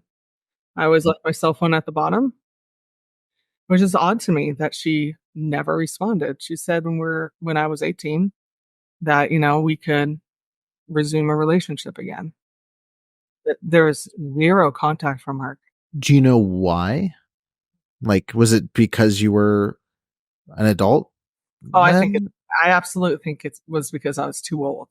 But No. what she told me later on, when we do get back in contact, is that she was afraid of my mom and afraid of my mom coming after her, and that my mom had continued to pursue her, and that every school she Oh, had gone to, my mom had like written letters or called. And so my mom had her running scared for years, which in yeah. hindsight I think is pretty funny. Yeah. Yeah. Like in hindsight, good on her for that. It's Yeah. kind of like, yeah, this, your entire story is like, the definition of many things can be true in so many of these passes. Like there's people that were like villains in your story then that are like, did some things that were right now, but then did them the wrong way. So you can still look back and go, I wish they would have done this better. Like there's such an interesting layers to that. So as an adult through your 20s, you're kind of circling around the same environment and like very adjacent to it, like still your life is packed with reminders of this very traumatic split that happened, that where everything, for all intents and purposes, everything was handled the incorrect way from point one to all these points down the road. Um, it wasn't until you're like 40 years old you realize like this was an abusive relationship. Like, what was the lights on moment for you where you're like, oh, this just reframed how I view everything that happened with Bana and everything that happened with how the church responded and my parents responded, and like my mom was mad at me even though I was victim. Like, when did all of that and I know it's probably still clicking into place, but like, when did it first click into place? You're like, oh, that just changed my perspective on all this. Well, like I said, I always thought about her continually. And there were reminders, I would even call them triggers, everywhere. So many things that we had that were symbols or secret language that are just in everyday nature, even. No. So it was In a locations, because you're so local. yeah, Yeah. locations. It was just there were so many things. I felt like I couldn't move on. And when I was in high school, my mom had said something to me that I did not believe her. And this was just me as an adult, just turning things around in my head. And she said there was a girl in my little sister's class who Bonna was also their teacher, who went to her mom and told her that Bonna was doing and saying some things with her that made her feel uncomfortable. And she was starting the grooming process, but Bonna was still with me at the time. But my mom's telling me there was someone in your little sister's class who went to her mom and said Bonna was doing these things, and the mom went to the school. This was before they even fired Bonna. So this was the second Okay. person who went to the school saying, Bonna Johnson's doing this with my daughter. And they ignored it. And so that mom ended up pulling her daughter out. I think they went to Liberty Christian, another school, pulling her out. So my mom tells me this in high school. Like, But still, nobody went to the police then. no one, The no, mom didn't file anything then that you're aware of? there wasn't anything fileable. So Gotcha. It was uh, just grooming or inappropriate at that yep, point. and the mom recognized it immediately. And so Pastor Blue had the complaint from my mom, and now the complaint from this other mom still did nothing. So when Bonna got fired, and my mom was like, she made one attempt to make me feel like I wasn't special. She's not a normal person. The one attempt was to tell me that there was another girl, and I did not believe it. I had no trust or faith in my mom at all. And I'm like, whatever. So in my 20s, I thought, that's really weird. That's always stuck in my head. I think I'm going to fact check that. So I got on Facebook and found this person and felt really awkward in that message and just saying, hey, I have a really random question for you. It's going to be really weird. Is it okay if I ask it? And she was like, sure. How you doing? How you been? I'm like, so did Bonna Johnson ever do anything weird with you? And she wrote back and she said, I am so glad you asked. And she's like, I was always wondering whatever happened with you and with that. And she's like, yeah. And she told me the things that she did, all grooming type things. Like she was grabbing my hand. She was telling me that I was special and my mom didn't love me. Very similar to the things she did with me. And she's like, I told my mom, so everything my mom had told me about that was true. And so then I'm sitting as an adult, and at that point, that's the first time I ever had a click of I was used. I was not special. It is not what I thought it was. If there was another person, it felt like betrayal. That hit me hard. And I had my own kids at the time. They were young, but I didn't really know what to do with that. It was not something I could process or think about. I want to say I was 34, 35 at the time. So it didn't sit right with me. So I went to my pastor, Mike Johnson. Um, I don't know why I did. I just thought I'm just going to get a second opinion. And so I met with him privately in his office and I told him I never talked to him about this or anyone about Bonna. I didn't admit to anything really. He knew all about it because my mom had told him all about it and everything that Royal Blue had done, which is why they switched to that church. And I said, so I'm just kind of putting that out there. Like, what do you think? He was kind, but he was very firm. And I do believe he did the right thing. He said, I'm telling you, Jessee, this woman took advantage of you. And I was not ready to hear that. I couldn't receive that. What I could receive is he said, if she is continuing to do this and you do not say anything, that's on you. Like, ouch, what? And even though I couldn't receive it, I couldn't take it in, I couldn't even fully believe it. The thought that there could even be a possibility, a slight possibility that this is happening to someone else, something that I didn't even at the time even think was a bad thing, because I enjoyed my time with her. He said, "Do you know where she sees you now?" And I said, "Yes." And he said, "You need to contact them." He said, "Do it in a letter, do it in a phone call. You just do it." He's all, "Then you can wash your hands of it if you want. You don't want to dig it up, you don't want to talk about it, that's fine." That was his advice. And so I did that, which made me want to puke. I wrote a letter. I sent an email. So I sent that, and I never thought of it for, I don't know, 6 months, a year. Just kind of let it be. And then curiosity got the best of me, and I decided to call the church. I never heard if anything had happened. I didn't even try to hear. Called the church, talked to the pastor, and I said, "I sent a letter however many months ago it was." I said, "I just wondering if you got that." And he said, "Thank you so much for reaching out." He said, "We did get your letter." And he said, "I can't speak of anything specifically, but because you sent that letter, we had what we needed, and we fired her and her husband, who was the principal at the time.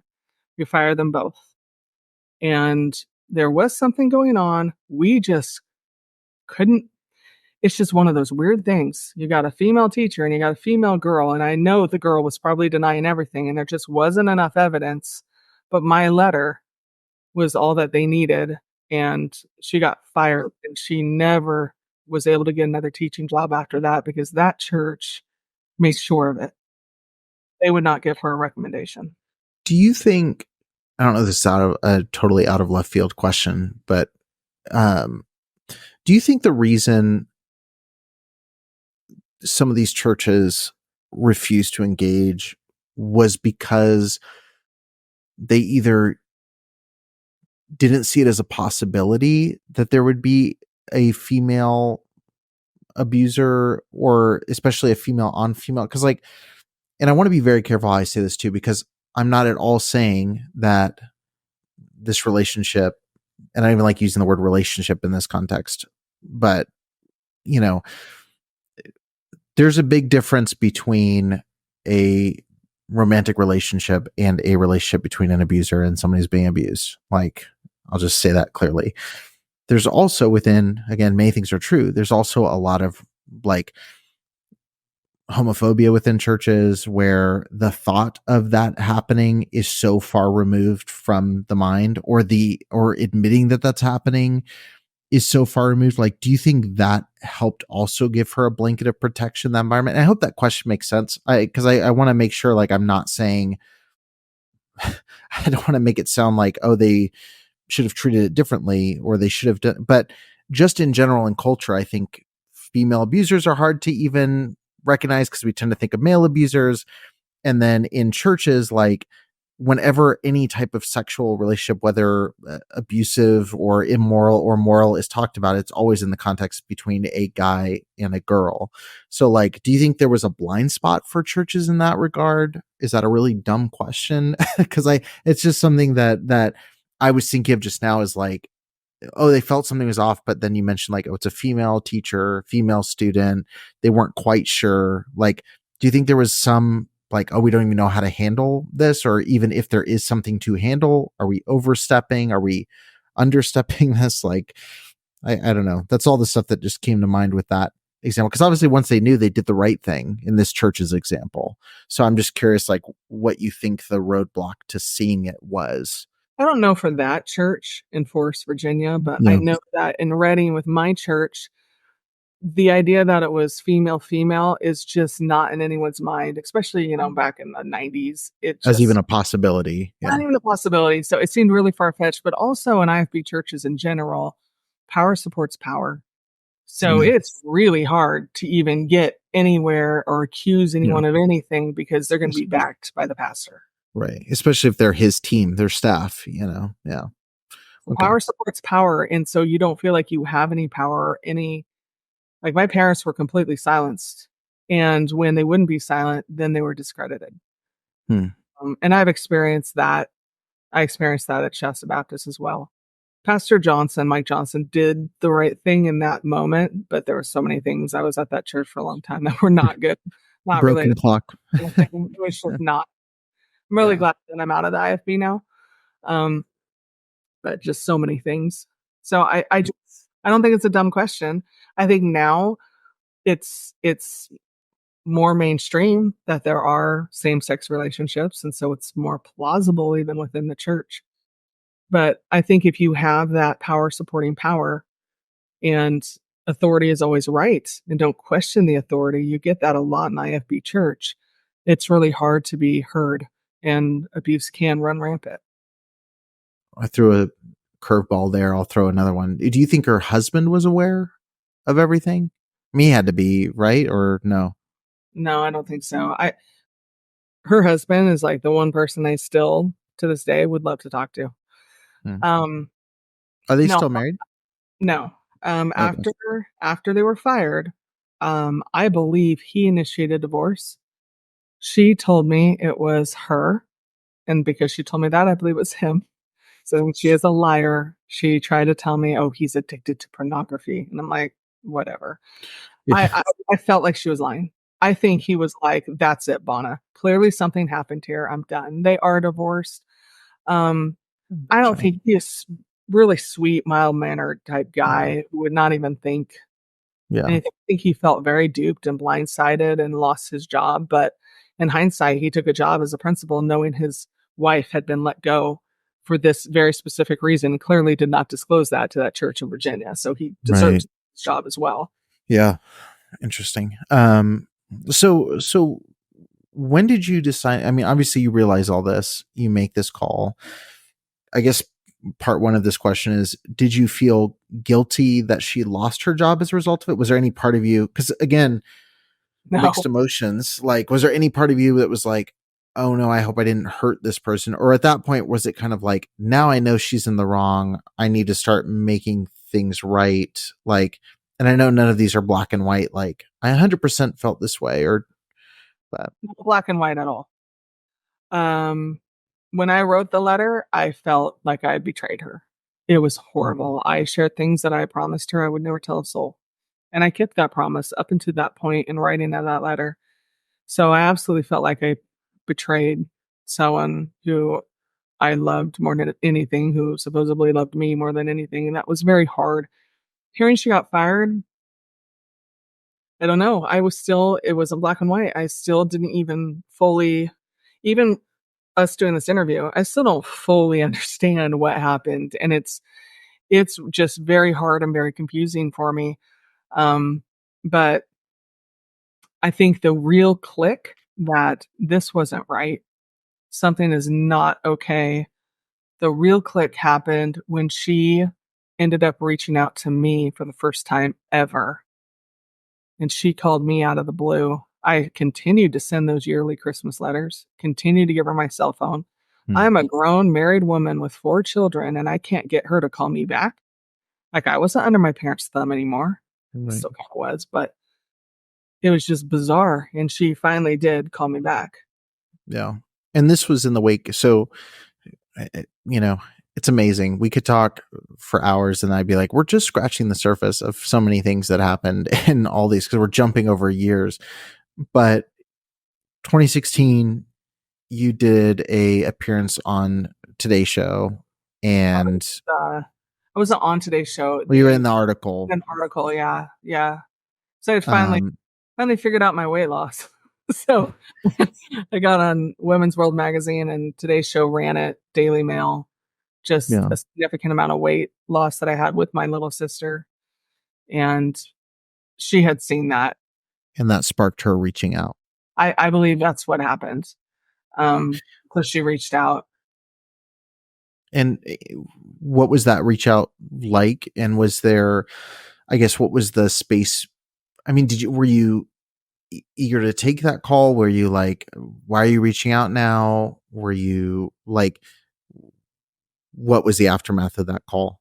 I was standing in my front yard and a call came through and it said from Lynchburg, Virginia, and just a number. And somehow I knew it was her. So I sent it to voicemail. I'm like, if it's not her, I'll just call it back. And she left a voicemail. And my hands were shaking. Like my whole world stopped. I had 4 really young kids inside. And like my whole world stopped. I had put all the kids down for nap when I was in my room. And that was the weirdest conversation because that is when everything came full circle and just hit me upside the head in a really bad way. I was just talking to her and I'm like, I think I was almost 40, I was 39. I'm just like, so I have a question. Like, why did we kiss? Like, I'm blunt. And I just put her on the spot. I want to know what she said, what she would say. And she's like, oh, Jesse, that wasn't sexual. You just had maturity beyond your years and you always like to push. And she did make the abuse like a game, much like my grandpa did. It was kind of like a game. It was how could I push? How could she resist? How could she push? How could I resist? It was a game. And I always was felt and led to believe I was the aggressor. And it was my fault if it went too far. And so she brought that up. Like, I wasn't going to tell anyone the things that you were doing. Well, here I am hearing this, and I'm not a 12-year-old kid anymore. I'm a grown adult with my own kids. And I'm like, that doesn't sound right. I was hearing her voice and the things that she was saying to me as a teenager, I was hearing them with my adult brain for the first time, my parent brain. And it was hard. It was really hard. I started to break down, but I didn't want her to know. Her responses were so weird. Um, I just was like, okay, I kind of left the window open for us to talk again. Didn't accuse her, didn't yell at her, didn't do anything to make her feel suspicious. I was just that and hung up, and I just fell apart in a really bad way. Got really suicidal that night. Just sat in my dining room with anything that I had that could kill me, which wasn't much, like Tylenol and naproxen. Like, not much. I don't have anything. Didn't have access to a gun, or I might have just ended it there. I was in such a bad way. I left a message on a therapist's phone, one I didn't even know, no one recommended, just random Google search. And she called me back the next morning at like 9 a.m. And she said, I can see you today. And that was the first therapist that I ever started talking to about this. And that years of therapy with her. And she is the one who said, I think, it was right before my 40th birthday. And she said, I really think that you should report this to police. I think there's a cutoff once 40. And I'm like, I can't do that. Like, I didn't even know it was wrong yet. Like, I'm just very early into this realization. And you want me to go talk to police? Like, heck no. And then it felt in that moment like it did with Pastor Johnson. Pastor Johnson was like, if you don't tell, this is on you. And for her, she said, if you don't do this and you're too late, you need to do this for your future self. I know you're not healed yet. I know you don't think it's abuse yet, but just go and state the facts and report what happened. And so, like 7 days before my 40th birthday, I went and reported. Yeah, and even that approach too, I think, is a healthier, because like I was shocked. I was shocked when you told me what Mike Johnson had said about you need to let the other school know. Considering the company he keeps, I was quite surprised by that. There's other things he did in that realm that were not okay, which is why I eventually lost. So he didn't do it all right. That one he did. But I love the therapist approach, though, because I don't like in his response about, it's on you, because it's never on you. I think the approach of do this for your future self, and I think that there's an umbrella over that of like, oh, that sharing your story protects. In everyone I know that's come forward has said if it protects one other person, like that's worth it, like. But I think that approach and that way of communicating it is so much stronger. Of like, you don't realize this yet, but you will. Like, how can I help you through making that first step that feels hard now? And on top of that, you're dealing with therapy, like working through the fact that working through understanding abuse with a grandparent. And then now there's this other person. There's like a layer after layer of like, what does all this mean for me? Um, Filing that report, was it something you filed and nothing happened for a while, or was it something like you went to police and it was like, now I'm in this kind of avalanche of like just things happening? Like which of those two things happened? More the latter. I was assigned a victim advocate. She was really nice, so she went with me to any detective talks. I talked with a detective. He wanted to set up a pretext phone call, which we did do. That was recorded, and I felt strongly like she hung herself there. So they investigated with Greg Landers, got his statement about what he had witnessed. Was it They past the statute of limitations? Was that the reason for the pretext, or was it just because there was no physical evidence to point to? No physical evidence. Okay, so the pretext was like the only chance, basically, to keep it going forward. I think it's just building their case. They had an eyewitness with Greg Landers. Of course, the Right. school and the church never reported it. So they researched that out. They looked for any police report, and there just wasn't one. Um, so the pretext phone call, my victim advocate was there with me.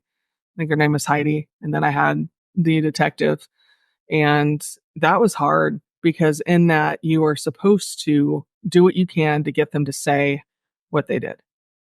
So I mentally had to kind of put myself more into, and we had only had another small conversation between the initial conversation and this pretext phone call.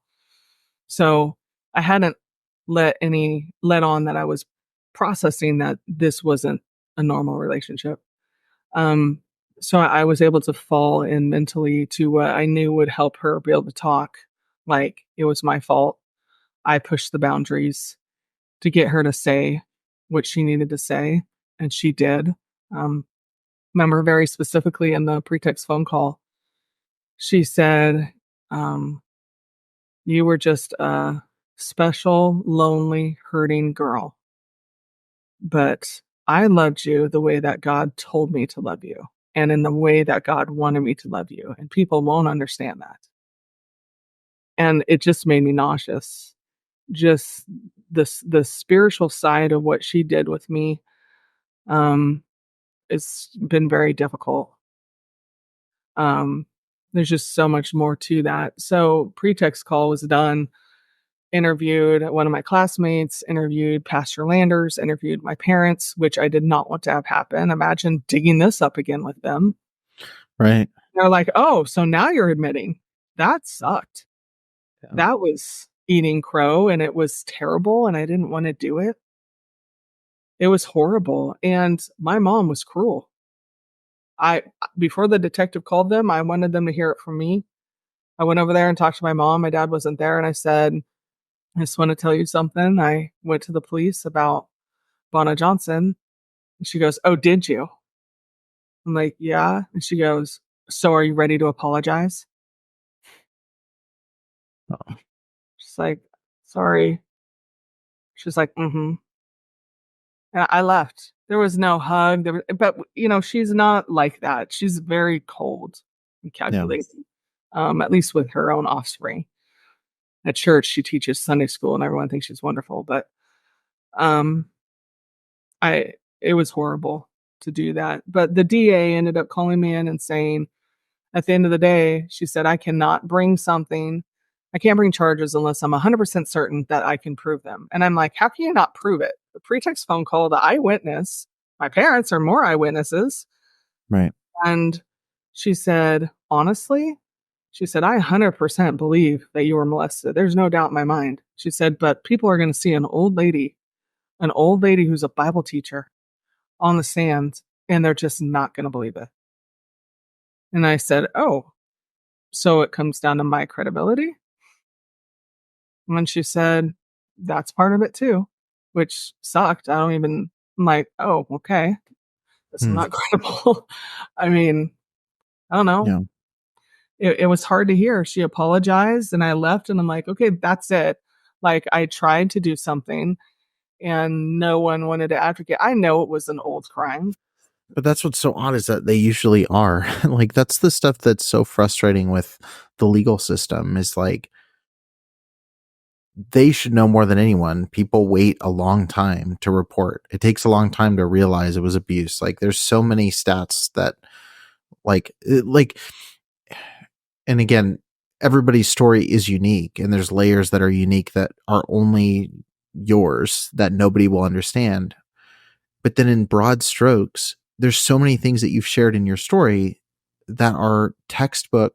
Like the stats back up all these things, like waiting till you're 40 to come forward and realizing it is and not knowing it was, and the religious layer. And so it's wild when a district attorney who sees these cases every day makes a gut call to go like, I don't think I can win this one. Sorry, and it just stops there.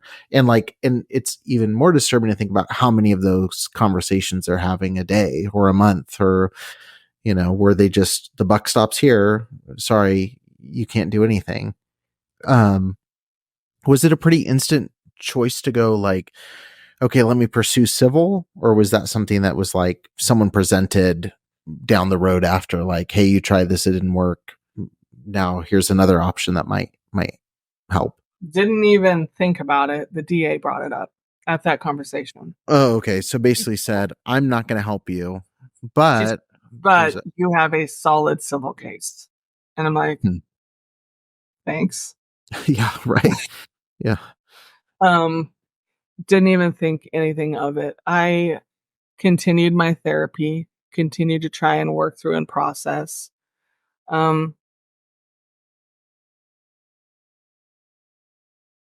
It's the more I went through therapy, the more I realized how many adults saw this and did nothing. And the more I went through therapy, the more I realized how incredibly mentally destroyed I was in so many different areas of my life and my relationship and attachment and trust issues. And it wasn't all Bana. A lot of it was my mom and a lot of it was my grandpa. But I'm like, this just is not okay. This should not have happened. And it just got me upset. And I was like, I think I'm going to talk to a lawyer about this, about civilly, trying to get some form of justice, someone to acknowledge that this happened and it was not okay. And that for me was important step in my healing was I needed other people outside of me to say this was not okay.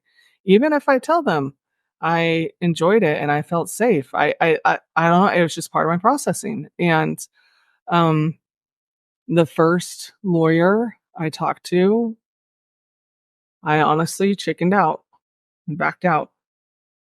Um Waited another year or so. I didn't have a lot of time. The reason I talked to the first lawyer was Gavin Newsom, governor of California, opened up this look back law. And so I knew I had a certain amount of time to file if I wanted to file. And then I talked to, Kathy Durbin. Because of Facebook, I ended up hearing her story and I'm like, oh my gosh, I had the same story. And there's others, there's Kelly Downing. I mean, there's just so many that I talked to privately and they encouraged me to try and seek justice. And they encouraged me in all the ways. You telling your story gives someone else the courage to tell their story.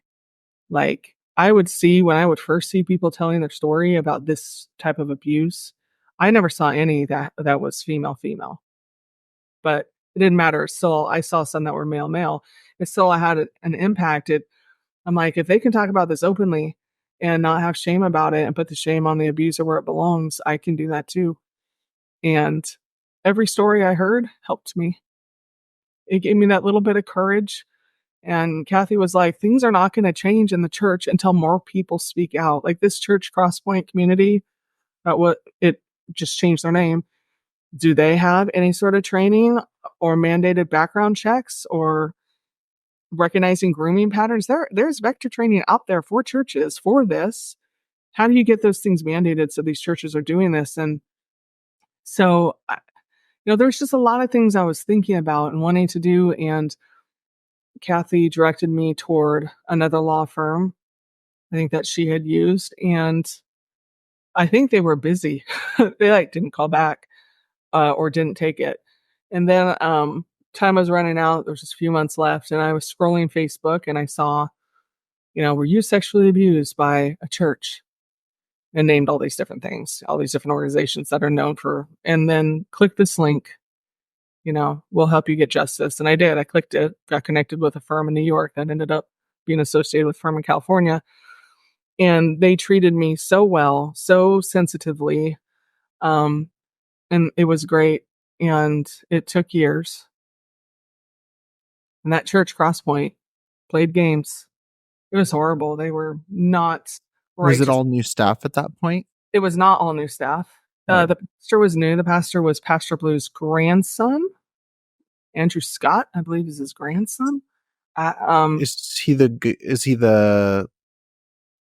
the same guy now? Head pastor, yeah, now. Yeah, Andrew Scott. Yeah, Pete Ferrer is still on staff, and he was the other junior high speaker in the adjoining room with Lana. So Pete Ferrer saw all of it. He's still on staff. A lot of the same church members. Yeah, they changed their name. They wanted to get away from its name and go more community. It's the same church, same buildings. There was no sale. They just have a little bit cooler music and a little bit cooler, a little more casual. Yeah, same about it. But the way they acted, it's just they're the same church. There's no integrity. Those of us who are regular here at Crosspointe Community Church, attend here on a regular basis, I'm going to ask you to pray. With your heads bowed right now, we're going to take 1 minute to do something that I'm going to ask you for the next 24 hours that you bring to God's throne of grace regularly. A year ago, and I'm not going to go to any details because we're told not to by our lawyers. A year ago, Crosspointe Community Church was served a lawsuit. We've been going through this for a year. Tomorrow, we have a major meeting to go to. And I'm going to ask the Church of the Living God to go to your knees and pray. Pray God's grace. All through the night, all through tomorrow as we prepare, there's nothing really we can do. We just show up to this thing. Would you pray? This is a lawsuit that happened from an event that happened 30 years ago. And we're being called to be accountable to it to this day. And there's nothing we can do about this, but I know there's someone who can do something about this, friends. God. Will you join me in praying through the night, through tomorrow, that God would do his work of grace at Crosspointe Community Church? If I were Andrew Scott and I heard that this happened under Pastor Blue's leadership, I'd be like, oh my gosh, what can we do to make this right? Go to the congregation and say, this happened. This is horrible. We need to see what we can do to make this right. There wasn't any of that. It was just a shell game to them. It was annoying, but did eventually settle. I had no intention of going to trial. I didn't want to. Oh my gosh, sit there and who could be in the audience even listening? That is not something I want to do or to dig up or anything like that. I just wanted to have someone say this wasn't okay and have someone pay for it. And so civilly sued Bonner Johnson and North Valley Baptist together. They're not listed as Crosspointe in the suit. They're listed as North Valley Baptist. And, what was the reason for that?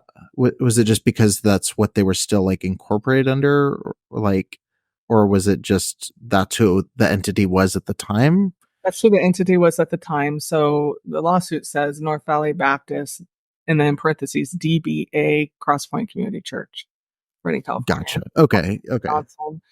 I did not include any staff members in the suit or teachers. I actually was pretty firm with my lawyers that we not do that. Why was that? I feel like they were a victim of all of it too. Like they were duped by her as well. Should Pastor Landers have reported it to authorities? Absolutely. But he was also under Royal Blue. And he did what his boss told him to do. This all falls on Royal Blue. I mean, I know he's an adult and he has... through the suit, come to find out there was no handbook on how to deal with these sort of things. The school didn't have any sort of like flow chart. This is what we do when these sort of accusations happen, or way to handle it. They didn't have that. I don't think he did anything on purpose. It's just Yeah. not. I don't harbor any ill will, even though in his interviews you can tell he absolutely tried to save his own hide. Yeah. And I Right. wasn't even coming after him. But you know, you get Right. scared when lawyers are knocking Yeah. on you. But Right. yeah, it's the church as a whole and the entity that is responsible. And I know Pastor Blue is dead and gone, and a lot of all all the all the teachers are all still alive. They don't all still go there, and the school Yeah. no longer exists.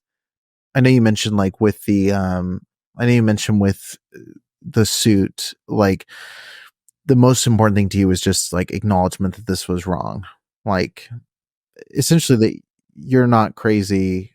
This is something that like now I can say like this was like officially there was something wrong here. That's one thing, but in terms of sharing your story publicly, I know you mentioned talking to Kathy, which I love Kathy, and she's the one that connected us. And and you know, sharing your story publicly. You know, you mentioned like, oh, it helps other people. Like sitting here today, like if someone's listening to your story and they're going, you know, wow, there's stuff that I relate to, or there's stuff that, you know, sounds like my story, or even if they're listening and they say none of this relates to me, and I'm so glad that I can't relate, but I feel like something needs to be done. Like, what's your biggest goal with somebody hearing your story? Like, what do you hope happens as a result of it? Because you could easily say, hey, it's settled, it's done, I can move on and, you know, keep this to myself and, you know, go the next 40 years without this, you know, being brought up again. Like, what's the biggest goal in sharing it publicly? I have tiered goals. On a larger scale, just bringing awareness that female to female abuse does happen. Bringing awareness that churches need to respond better. It's not okay to sweep this under the rug and you pass on the abuser and they continue being an abuser. It's not ever a one-time thing. They don't get caught the first time. So who knows who was before me? People who can relate with parts of my story and say, me too. I want them to feel seen and heard. And there is an insane amount of deep shame that I had that other people might have as well. And talking about it and bringing it into the light is what makes that shame go away. And it's hard. But I want to encourage people to talk about the things that happened. And it's not I mean it could blow up families. Be like, "Okay, uncle so and so did this or grandma so and so did that." It can tear families apart. But it's almost like a generational curse when these things just continue to be swept under the rug and not talked about, and change doesn't happen without awareness. So sharing your story brings awareness. And then the other part, on a more personal level, there's a lot of people out there who are just shut down emotionally, not necessarily from sexual abuse. It could be from any sort of trauma or loss, parenting, anything, a car accident, things that happen. Life is so rough and traumatic, and you shut down and you're cold. And I want them to know that you can work through that. You can become alive again. I have gone through so much personal work and therapy. I don't know how many therapists now, 13. I'm sure a lot, even online. And even now, still pursuing it to find that healing. You have to talk about it. You have to work through it. And it's not okay to just stay dead. Like, your life is worth so much more than that. It's not the things that happen to you. And so just not letting those things define you. You have choices. You get to choose your future and the decisions that you make and the direction and the path that your life goes. It's not going to be easy. It's going to suck and it's going to be hard. But anything worth having is hard. The best things in life aren't ever just handed to you.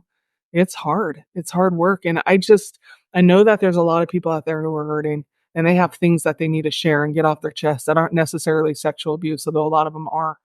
And I just want to encourage people to find someone who's safe and talk to and get that out. Because when you stay shut down and you stay dead inside, it's protecting you. But that, yeah, you hear the saying, hurt people hurt people. It comes out. It comes out in parents having kids that they don't know how to parent, and they end up unintentionally hurting or neglecting. My mom was not healed and had 5 kids and hurt all of us. And I was bound and determined I was not going to do that to my kids. And I have not been a perfect parent, but I have worked on myself and on my healing and just recognizing those patterns and openly talking about them and just working through it. Just taking away everything that IFB teaches you. The parents are perfect. They're always right. You cannot challenge them. You cannot question them. I've never heard my parents apologize. Like, that wasn't the kind of parent I wanted to be. Mom's human. Mom messed up. This is what we're going to do differently next time. Healing happens and generational curses are broken when you start talking about this stuff. But, my goodness, my mother absolutely hates me. There's no doubt. She has cut me off. I am out of the will. My siblings who talk to me are, close to being out of the will. The drama is so freaking unnecessary. Life is so short. And there's just this IFB has completely infested my parents' minds. They cannot, quote, cast pearls at swine. So therefore I cannot be invited to family functions or be included in any sort of inheritance or, I'm talked bad about on Facebook. It's just like, IFB is just not healthy. It is not good. I don't think God ever intended for the church to control family relationships like this and to break families apart. And, all this occurred within IFB churches. And I'm not saying it doesn't happen in other churches. I know it does. Yeah. But it's just really, as a whole, using religion and using God for control, which is wicked. It's gross. It's cult-like. And it's not okay. There is a healthy and a right and a good way to, if you're a believer, to serve God and to love Jesus and love others.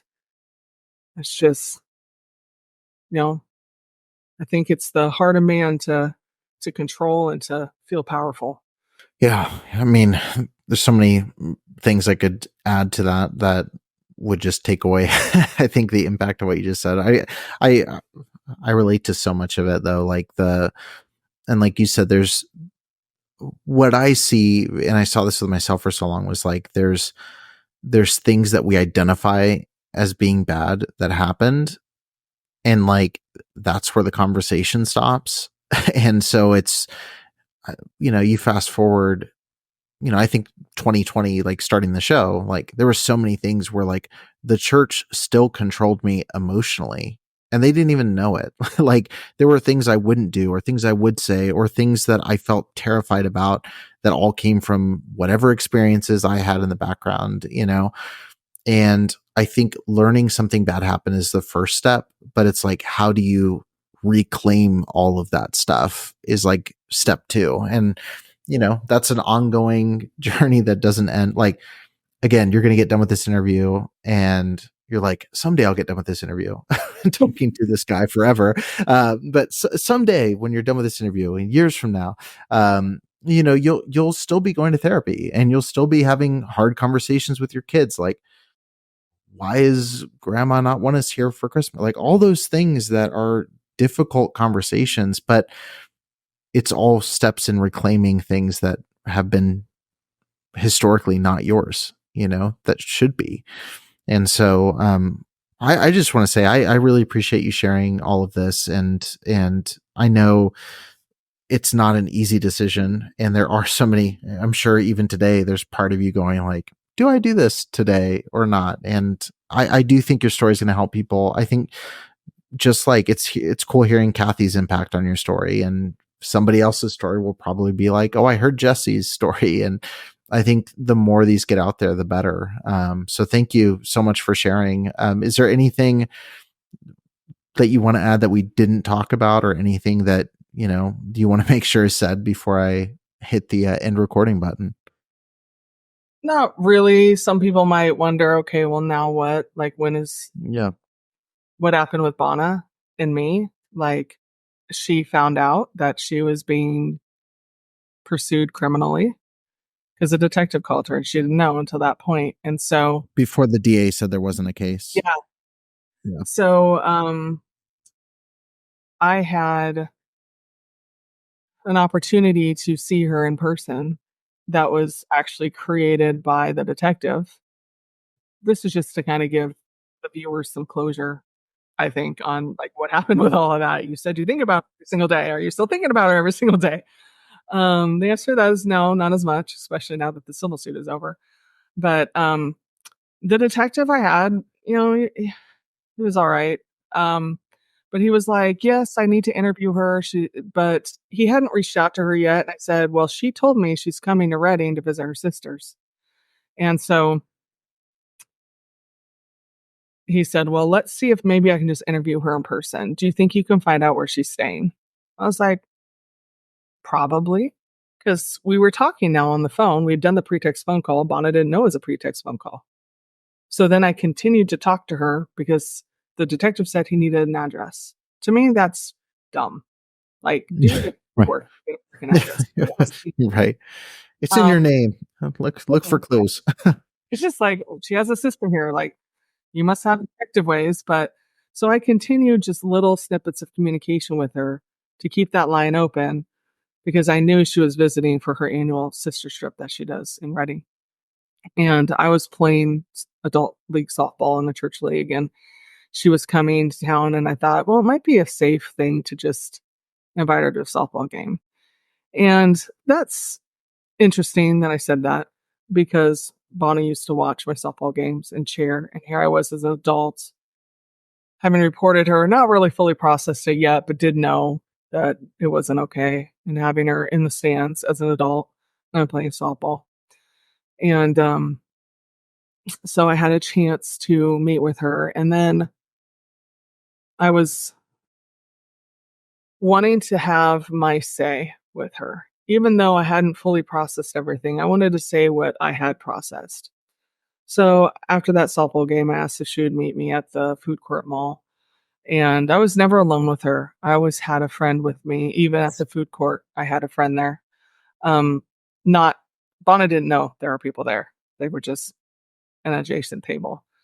But I had written her a letter and I read it to her. And I basically told her um, that that relationship, although it was something that I needed, I didn't need it in that way. She could have taken me under her wing and helped me heal without crossing those lines.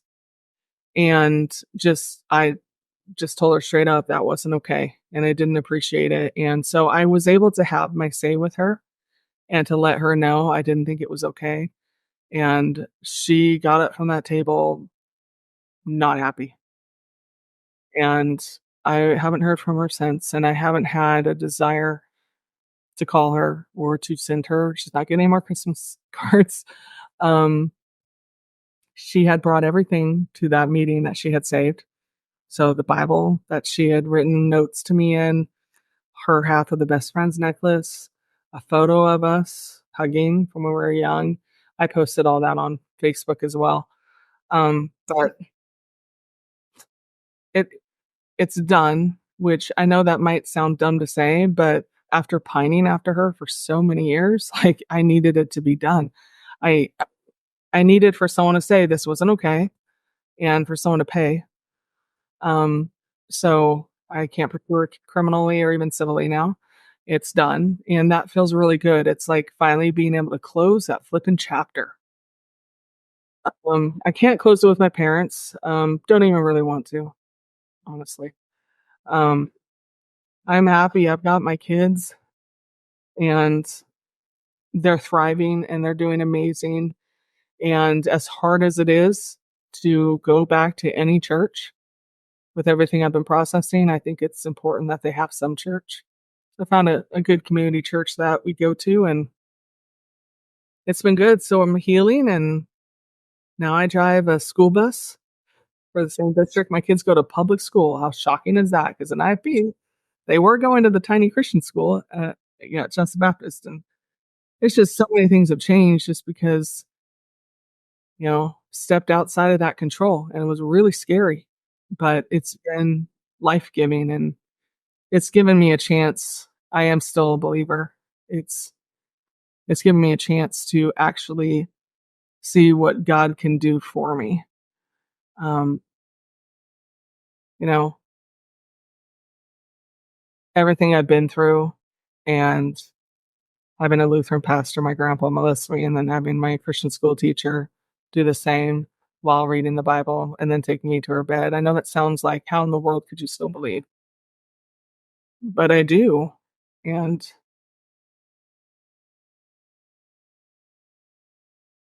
I said to one of my friends a couple months ago, I said, I've had it really hard since I stepped out of IFB, divorced my husband, parents completely turned their back on me, moved to another state, put my kids in public school, buy my first house. There's been so many things that have been so hard, but have been so good. And I've said, I have never felt alone in this. I have felt like God has directed every step and taken care of me through other people, through things that happened that were I couldn't have even made happen. Just so surreal.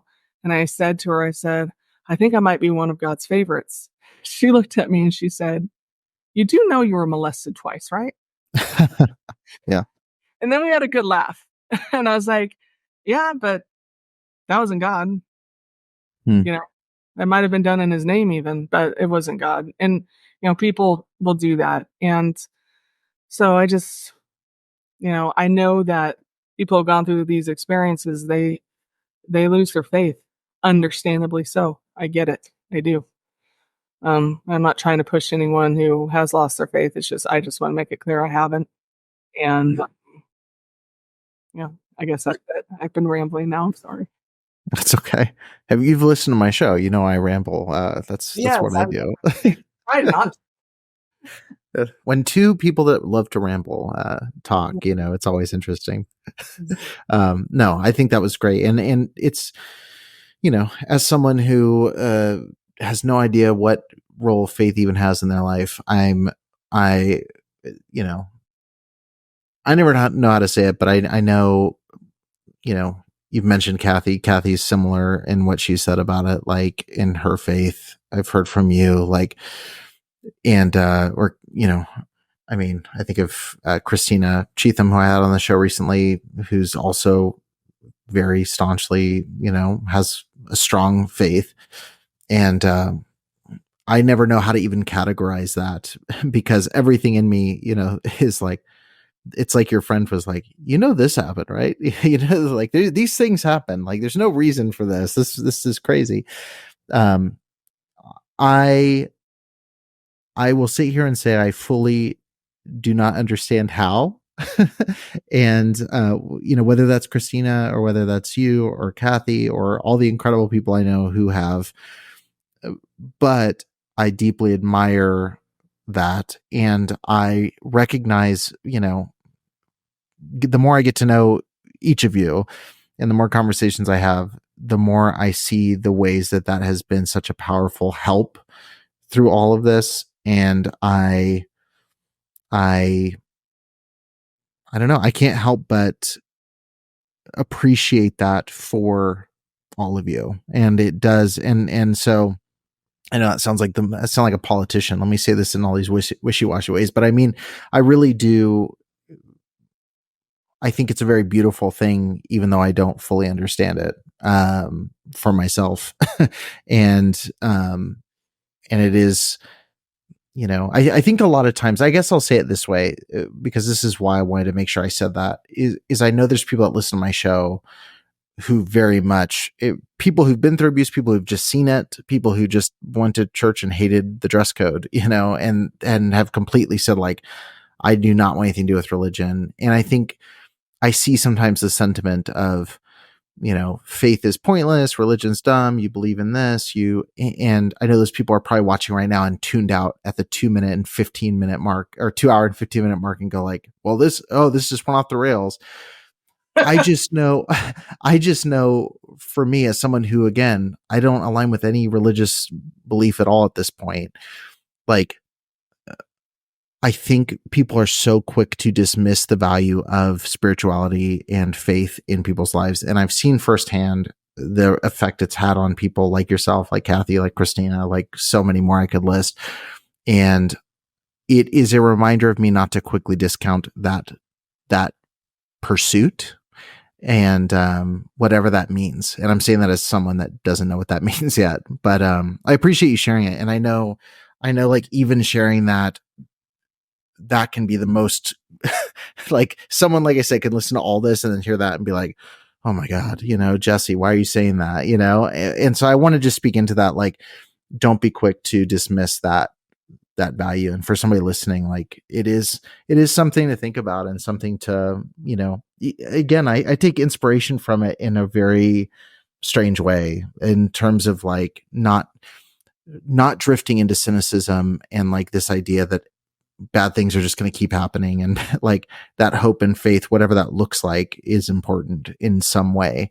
And I say that hypocritically as I figure out what that means for me. But anyway, wanted to add that. There's my rambling moment. So everyone forgot any rambling you may have done. They just went, okay, Eric closed it out with crazy rambling. So it all works out. You have my back there. I'd appreciate you, Eric. Thank you for this podcast that you do. It's helped me. I've watched a lot of episodes, and crazy enough, it's an honor to be able to be another voice that helps someone else. Yeah. And you have that platform for it. And I'm sure you get a lot of hate. I got a lot of hate for suing Crosspointe. We're not North Valley. Yes, you are. Come on. Yeah. Right. It's wrong to sue the church. You're hurting the name of Christ. I don't see it that way. I see it as you hurt the name of Christ. I'm helping the name of Christ. Right. So very unpopular and no support and lots of hate mail to me for even doing this. And I appreciate that you have this platform where I can come and I can share my story unashamedly, and I feel really good about it. And I just appreciate you, and you're very easy to talk to.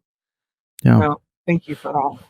Yeah, I appreciate it. And all jokes aside, I don't think you rambled at all. And I think everything you said was great. And and I think it's going to be very helpful to people. I, on the other hand, rambled a couple times. So I'm glad I get to edit this down a little bit. But, do whatever you want. And then I always end up leaving it in. I'm like, it's not going to make sense. I'll just leave all the rambling. Let people get in where they will. But thank you so much for doing this. I hope it's not the last time we talk. I'm sure it won't be the last time that we talk. But I appreciate you doing this. And for spending so much time. Like I said, I joked earlier, you had to talk to me for this long, but I appreciate you hanging in there and sharing in detail your story. I think it's going to really help people. I thank you, Eric.